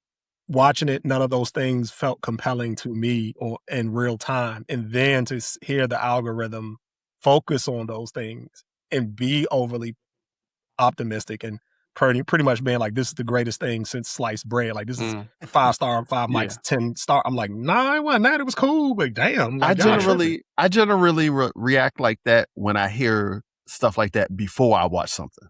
Right. Like, if they hype it up beforehand and then I go watch it, I'm looking for the hype. Yeah. And then I find myself doing that in that way. I don't do it retroactively. Yeah, retro, when I hear it, I'll admit, if I have a different of opinion, like I've definitely been the minority on some things that everybody seems to like, I'll just be confused. Like, I'll be like, I don't know what y'all saw in that. That really didn't, do it for me. And I can understand John feeling that way. I think I can also see, John, there's a world where if they cold, they killing everybody, they taking care of the Cyclops and 2 swipes, they killing the Giants who are 10 feet tall and got all the armor, you'd be in here like, man, that joint was so fake. You mean to tell me they gonna kill 10-foot giants with armor on their island? You show up at their house and you cold like that? Man, get out of here, man. Right. Exactly. If you've established how great, so the Trojan War was so valuable in that they broke it up. Had they shown me how cold they were going in, then I could believe that, yes, these same group of people. So I forgot Achilles' group's name, but his soldiers were cold. Like when they were getting in Trojan to Troy, they were the first to hit the shore. His men was like, shouldn't we wait for the rest of the armies? He's like, nah, this for us, for our glory. This is our glory. And it was like 50 of them. And they got on the beach and wrecked shop. And I was like, oh, these dudes are cold. So when they tell establish that. When they make the Iliad, they might do that. But this is Homer's story of the Odyssey. Right? And a lot of why they was cold was because of their general and how smart he was. Not because they were the biggest army or the strongest. It's because they was just had a smart general. And then the setup in the Odyssey wasn't necessarily like, because Troy and the Iliad depict those soldiers different. Like the wall was really what was formidable for Troy in the Odyssey. Exactly. It was getting through the wall. Yeah, no doubt. No, I respect. I get and understand the lore. I just I was respecting a little bit more. I don't know if you respect it. That's right. I was expecting a little bit more. I was expecting a little bit better battle. I think that would have helped me. I'd have been cool if I'd have seen a little bit better fight or something from them. They just ran. I just spent the movie running. I'm like, my anticipation going in, like we just knew that's not what Nolan focuses on, so I didn't expect to have like one of those Troy or like Braveheart or like one of these epic where you like, oh man, that was a cold like battle scene. Like I just had a feeling we weren't going to get that. I was hoping so. He's never good with the fights.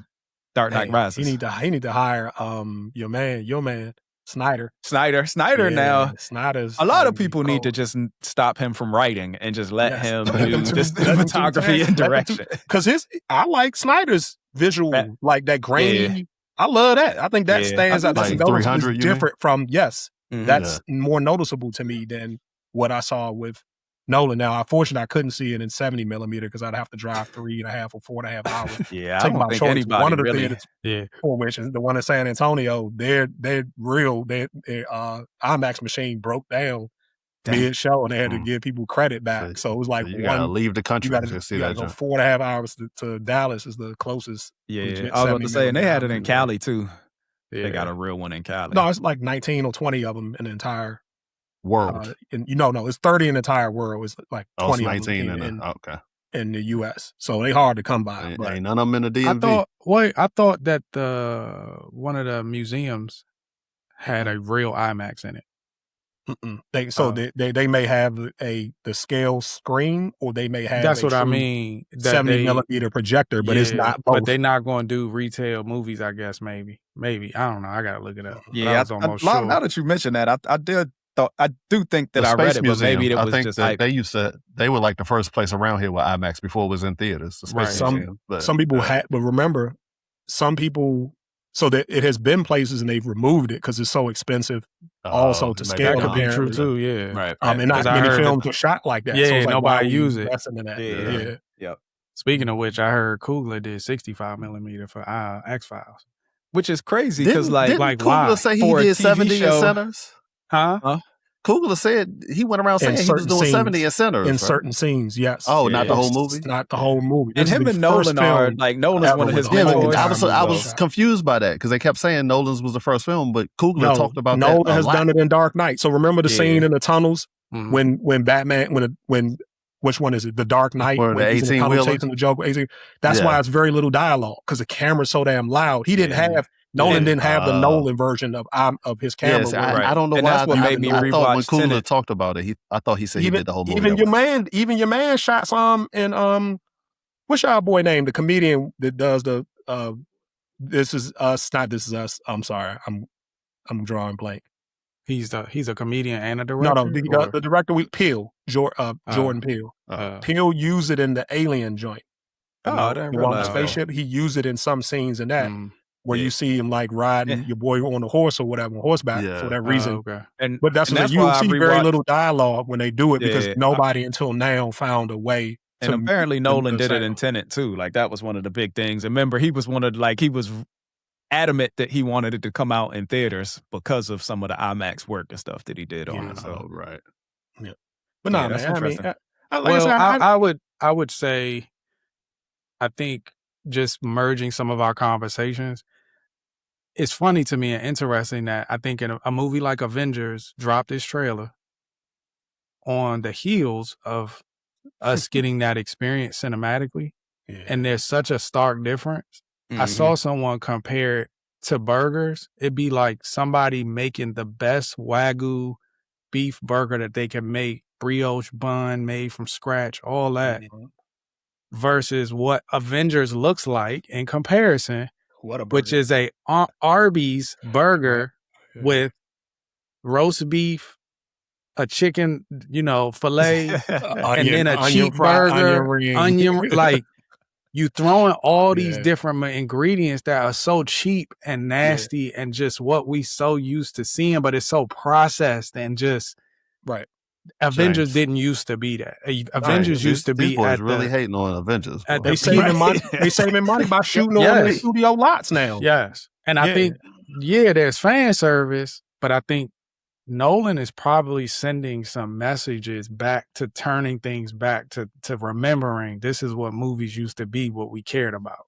Yeah. And the money he's making, the critical acclaim. I don't think anybody ever wanted superhero movies to get critical acclaim, but it's just a far departure from what Marvel used to represent. I remember looking at Marvel movies like, man, this looks so real. Look at Thanos' face. Nobody's doing that. Right. Now, the green room that they're in is so commonplace. Everything on Amazon does that.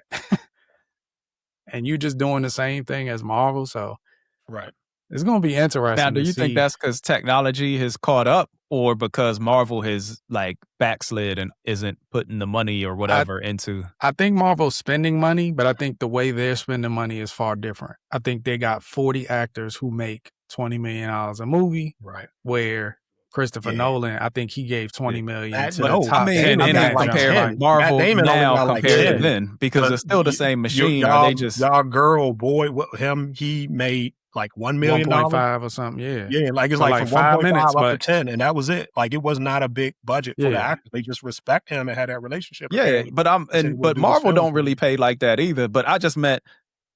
Yeah, like so you compare Downey 40 by himself. But he's they're paying now, but like all the like newer folks ain't really getting. No, I wasn't using the actors to be the reason I brought it up. I was just saying but 40 of them. That's what I was saying. Right, but I was just trying to clarify the visual effects. So like, do you think it's because Marvel is not putting the money into the effects before, or do you think that everything's caught up and it just doesn't look? I think scheduling wise and getting all of those people, I think it's just easier to like have them on a closed set. I got you. You got to also think Marvel's very much into trying to keep the storylines under wraps. You go on location, that's a lot harder. There ain't nobody tripping off the Odyssey. Which is kind of interesting because Spider-Man seems to not do that. Like they be on location and, some of the stuff leaks they are keeping, but it seems like they do stuff in actual New York. Here and there, not to mention, if the domains and stuff y'all talking about, those aren't real places you can capture in real life. You know what I'm saying? Right. Like you kind of got to make them in CG. So I think there's a lot of factors. I'm just simply saying that. But that's true or not true. You got to spend the money because they were making movies in space. And like there's Dune was done in actual sand somewhere where they're, you know what I mean? So they can find locations. But like you said, to get all those actors and have days, shot there. Dane had a good point with Lord of the Rings. Like they shot in New Zealand and it looks like I think Lord of the Rings and Dune are better comps. Yeah. Like I don't think like the Odyssey and Avengers are the same apples to apples. Yeah. But I just think from what I'm seeing from the trailer, it could be very premature and I could be being unfair to judge it. But from what we're seeing, it does it's not look just like the trailer, because I mean, unfortunately, we had like Ant-Man and all that stuff that was very Deadpool CGI. and Wolverine looked like it was shot at Universal I'll be Studios honest. backlot. Yeah, Thunderbolts wasn't bad. Like they didn't do that a lot. So, but you know, it's still a far cry from what'd you say? The backlot. Winter Soldier. Deadpool, Wolverine. Deadpool and Wolverine looked like it was shot on a backlot of Universal Studios. It did. That joint was terrible. I mean, the comp for Marvel, at least right now, and it's probably the way they think, is, can we do something better than what DC is doing? Well, that's a hell of a basement. Because again, like Winter Soldier, like watching that joint, it just looked like a Bourne movie. Like there definitely were moments that was shot on location. So hold up, James. Nobody is disputing what was. No, but that's what I'm saying. What is now? That's what I'm saying. They seemingly moved away. That's what I'm saying. I first noticed it in Black Falcon. You're not listening. Black Cap and Falcon? What was it? Black Cap and Fake Cap. What show was that? Well, Captain America and Bucky and the Winter Soldier. That's the first time I noticed. Falcon and the Winter Soldier. Are they really shooting this on any location, or is all this taking place inside of a Marvel studio? And then everything since then has been like, but we just brought up, we were talking about Thunderbolts which is why we were saying Thunderbolts was a break. The scene in the apartment, and then when they came out of the apartment at the end, it looked like a studio lot. In fact, so much that they walked through a curtain. I'm not saying it's exclusively gonna not be that. I'm saying they should have Marvel always has some of it. It's just it just becomes so obvious now that it looks like it's almost every scene. Yes, it's on a closed green screen. But I was saying my Winter Soldier comparison was that they were able to do it then, and I don't know, maybe after, inflation and everything else, maybe it's more expensive, but like that movie wasn't as expensive as some of the stuff that they're doing now, and even like Avengers, like everything is so much more expensive. I think Love made the point already. One is they're not even hiding. I thought one of y'all posted this in the group. They're not even hiding the stuff just from the general audience and people trying to figure out the plot. They got to hide it from each other so the actors can't spoil stuff. Who was it? They was like, man, half the time I'm acting with somebody, I don't even know who I'm Nightcrawler said he didn't act with anybody. He said he did everything in isolation. He's like, I did it. So how can you put on a performance? They did it for Spider-Man. We still don't know who Jean Grey is. And I know it's a smaller scale. Sadie Sink. We do know who Sadie Sink is. I mean, Jean Grey. Like Sadie Sink, we don't know what character Sadie Sink is. Right? No. I'm saying there's a difference between hiding the plot from the public and even hiding it from your coworker. I'm saying there was a. But how to shoot an on location and not on location change? Because I think there's a bigger issue with that. I think if I can say that I acted. I'm an actor now. But to be able to act out in your craft at your best is to make it as real as possible in your mind. Method actors, and you dealing with somebody right next to you. To then have to do everything in green screen, even the person that you're acting with, and you don't know how they would be acting. So they're not even there because they're not even there. Man, that's what I needed clarification on. So the Alan Cummings was just saying everything he did, he was talking to people, but no one was there. They're going to add it in post. But it's weird because Alan Cummings and even Magneto admitted that they worked with certain actors, and they were saying that they're part of the leaks. Like, I had a scene. I don't know. I don't know that he said every single scene, but he said there was a lot of scenes that he doesn't even know who he's in the scene with, and they could change it if they wanted to. Mm-hmm. Okay, so you see, that's what I missed. So but that makes sense. Like, so they don't even know who they're acting with. So you can't do that on location. Yeah, right. That's going to cheapen. You could, but then you have to put a green screen on the location behind. You know what I mean? Nolan could have did that, but he did that mirror. He figured out that mirror technique, which made it feel like the person was looking at them and all that. Like he's thinking through the practical elements of my actors. Yeah. Correct. And again, the Russos are the Russos, and we know that the person who did Thunderbolts is a different director, so they have a lot to own on this too. They did Avengers before. Those scenes are just a lot more spectacle, but it doesn't feel like spectacle anymore. It feels like cheapened spectacle. Yeah, well, hopefully they can clean, because I didn't think Doomsday, Endgame or Infinity War looked bad. Like, even though that was probably all green screen and stuff too, for the most part. But I guess we'll just see. Yeah. I know we only got a few minutes left. Are we Mount Rushmore for Nolan, or if I kill that? Yeah, let's do it. X-Men Episode 6. Y'all got a preference? Which direction? I say we Nolan. just Let's go ahead and do it. Let's finish up with Nolan. All right. Yeah. Daniel, I'm gonna kick it with you here, man. What's your? You gonna start with me? Nolan? Yeah, man. Man. I need somebody to take some options off the table for me. You want us to pick one? We doing one again, or we everybody get one? Everybody have to. Right. We can accept it or reject it, depending on the rest of his catalog. Memento's up there. Is it? No, is it? Hell yeah. Is it? Memento is absolutely so up there. then you start with your recommendation. That's your submission. No, everybody that's your recommendation. It's not, so, first of all, we haven't seen a film like Memento before nor after. Not that plot. That don't make it good. I was about to say, I ain't saying it's bad. I'm just saying that don't make it good. The actor at the time, the main antagonist was not Guy Pearce. He wasn't who he is today. Right. He wasn't going on like that. He did a phenomenal job. The characters around him, they did a great job of not giving breadcrumbs to spoil the plot.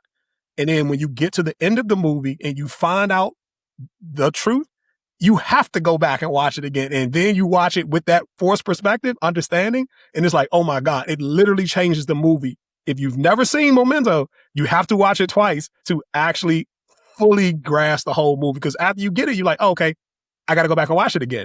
That you can spoil it. To me, I don't know. 20 years old. All right, spoiler alert. We probably not going to record for more than 5 more minutes here, so check out if you haven't watched Memento.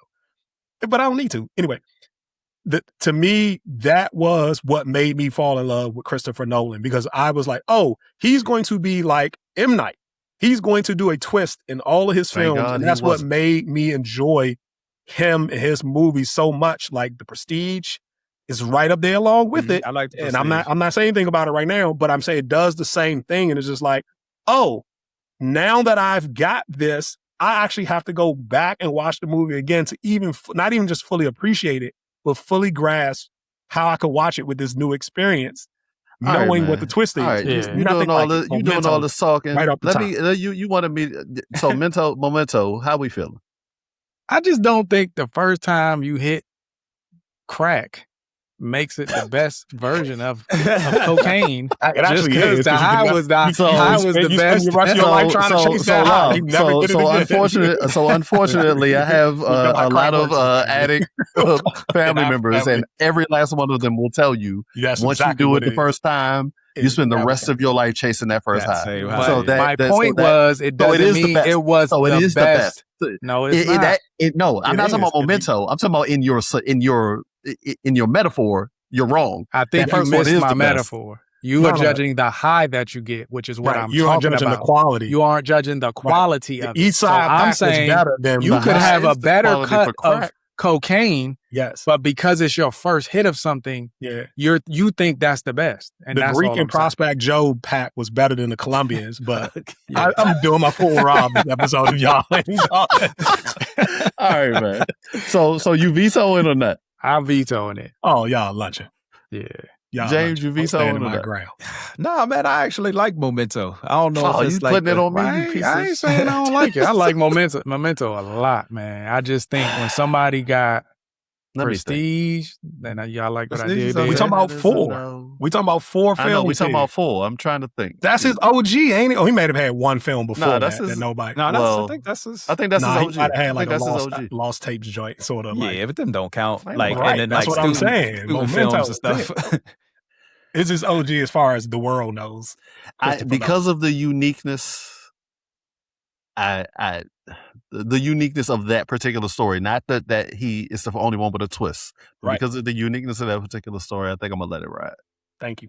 All right, Memento makes it. And I'm gonna go ahead. I'm not mad at it, because I will also say it was a great film, great concept, which all in line with who Nolan is to this day. Like, we look to him for those type of things. He might not do it every time, but like, we know that that's a signature of his. Mm-hmm. And if it's his Mount Rushmore, that significance means a lot to have it up there. Like, I'm not mad at it.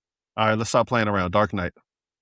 Yeah, I'm good with it. Too easy. I'm not gonna fight, but I don't know why. I just think Batman Begins is a better movie. Yeah, I really do. Like Batman Begins. the elements of Dark Knight are a little better in terms of ingredients, but like just judging the movie, Batman Begins is perfect to me. You talking about the storyline?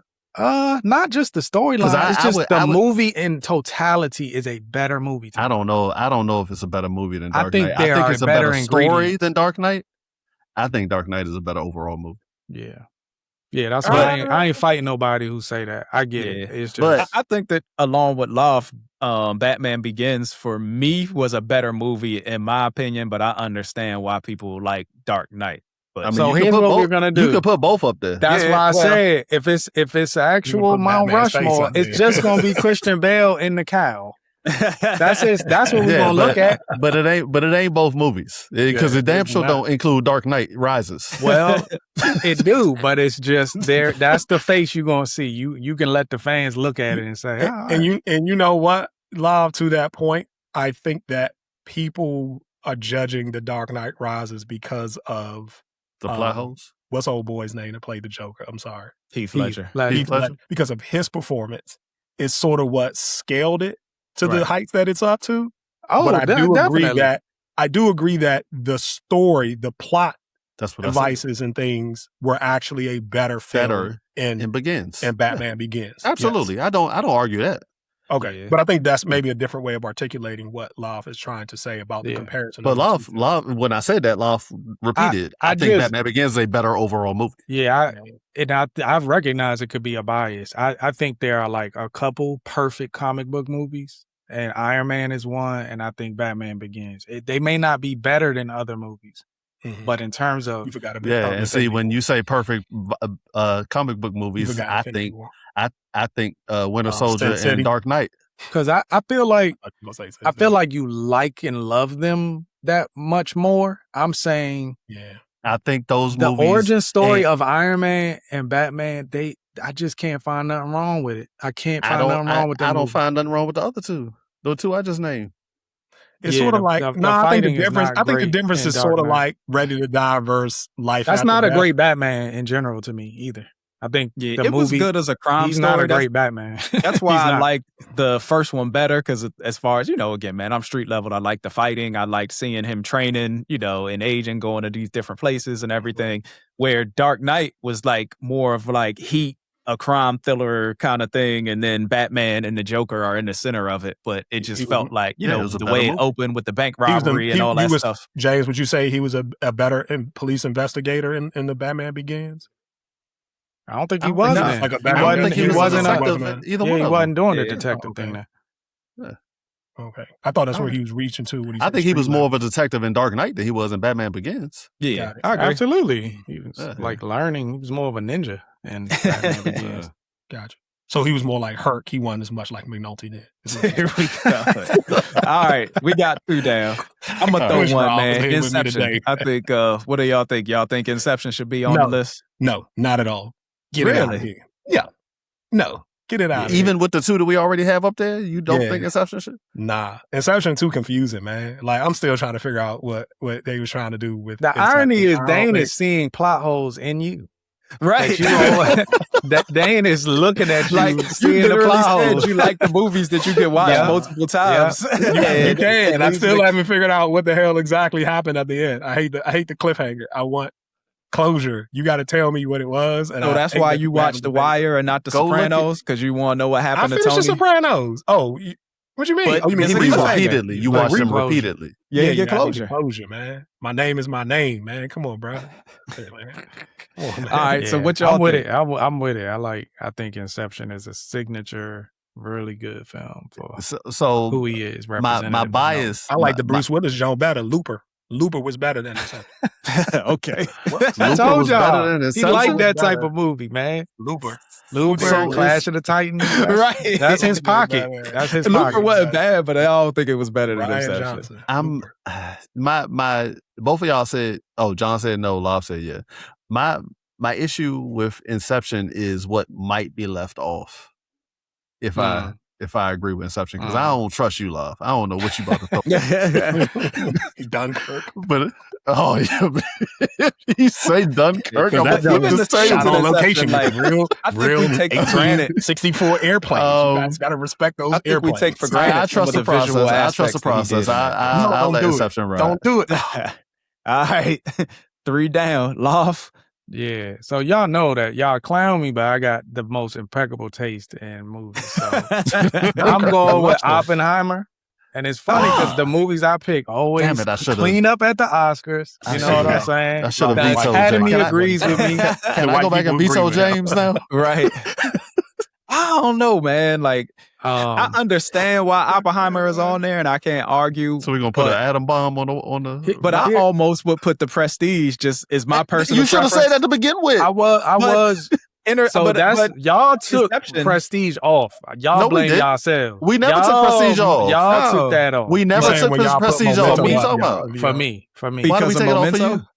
Because of Memento? Yes. Okay. Yes. That's what I'm saying. I would have put Memento over Oppenheimer, but okay. Because these were my 4. Over Oppenheimer. Yeah, but Prestige over Oppenheimer. And so it'd have been Inception. Dark Knight and Inception. So Law, basically what you're saying is I need to be more strict. Yeah. James be strict. Let James be more strict. All right, so we got to vote on Oppenheimer. Yeah, y'all can veto it. Oh, look at these Bammers. Don't want it on there, but can't veto it. I veto.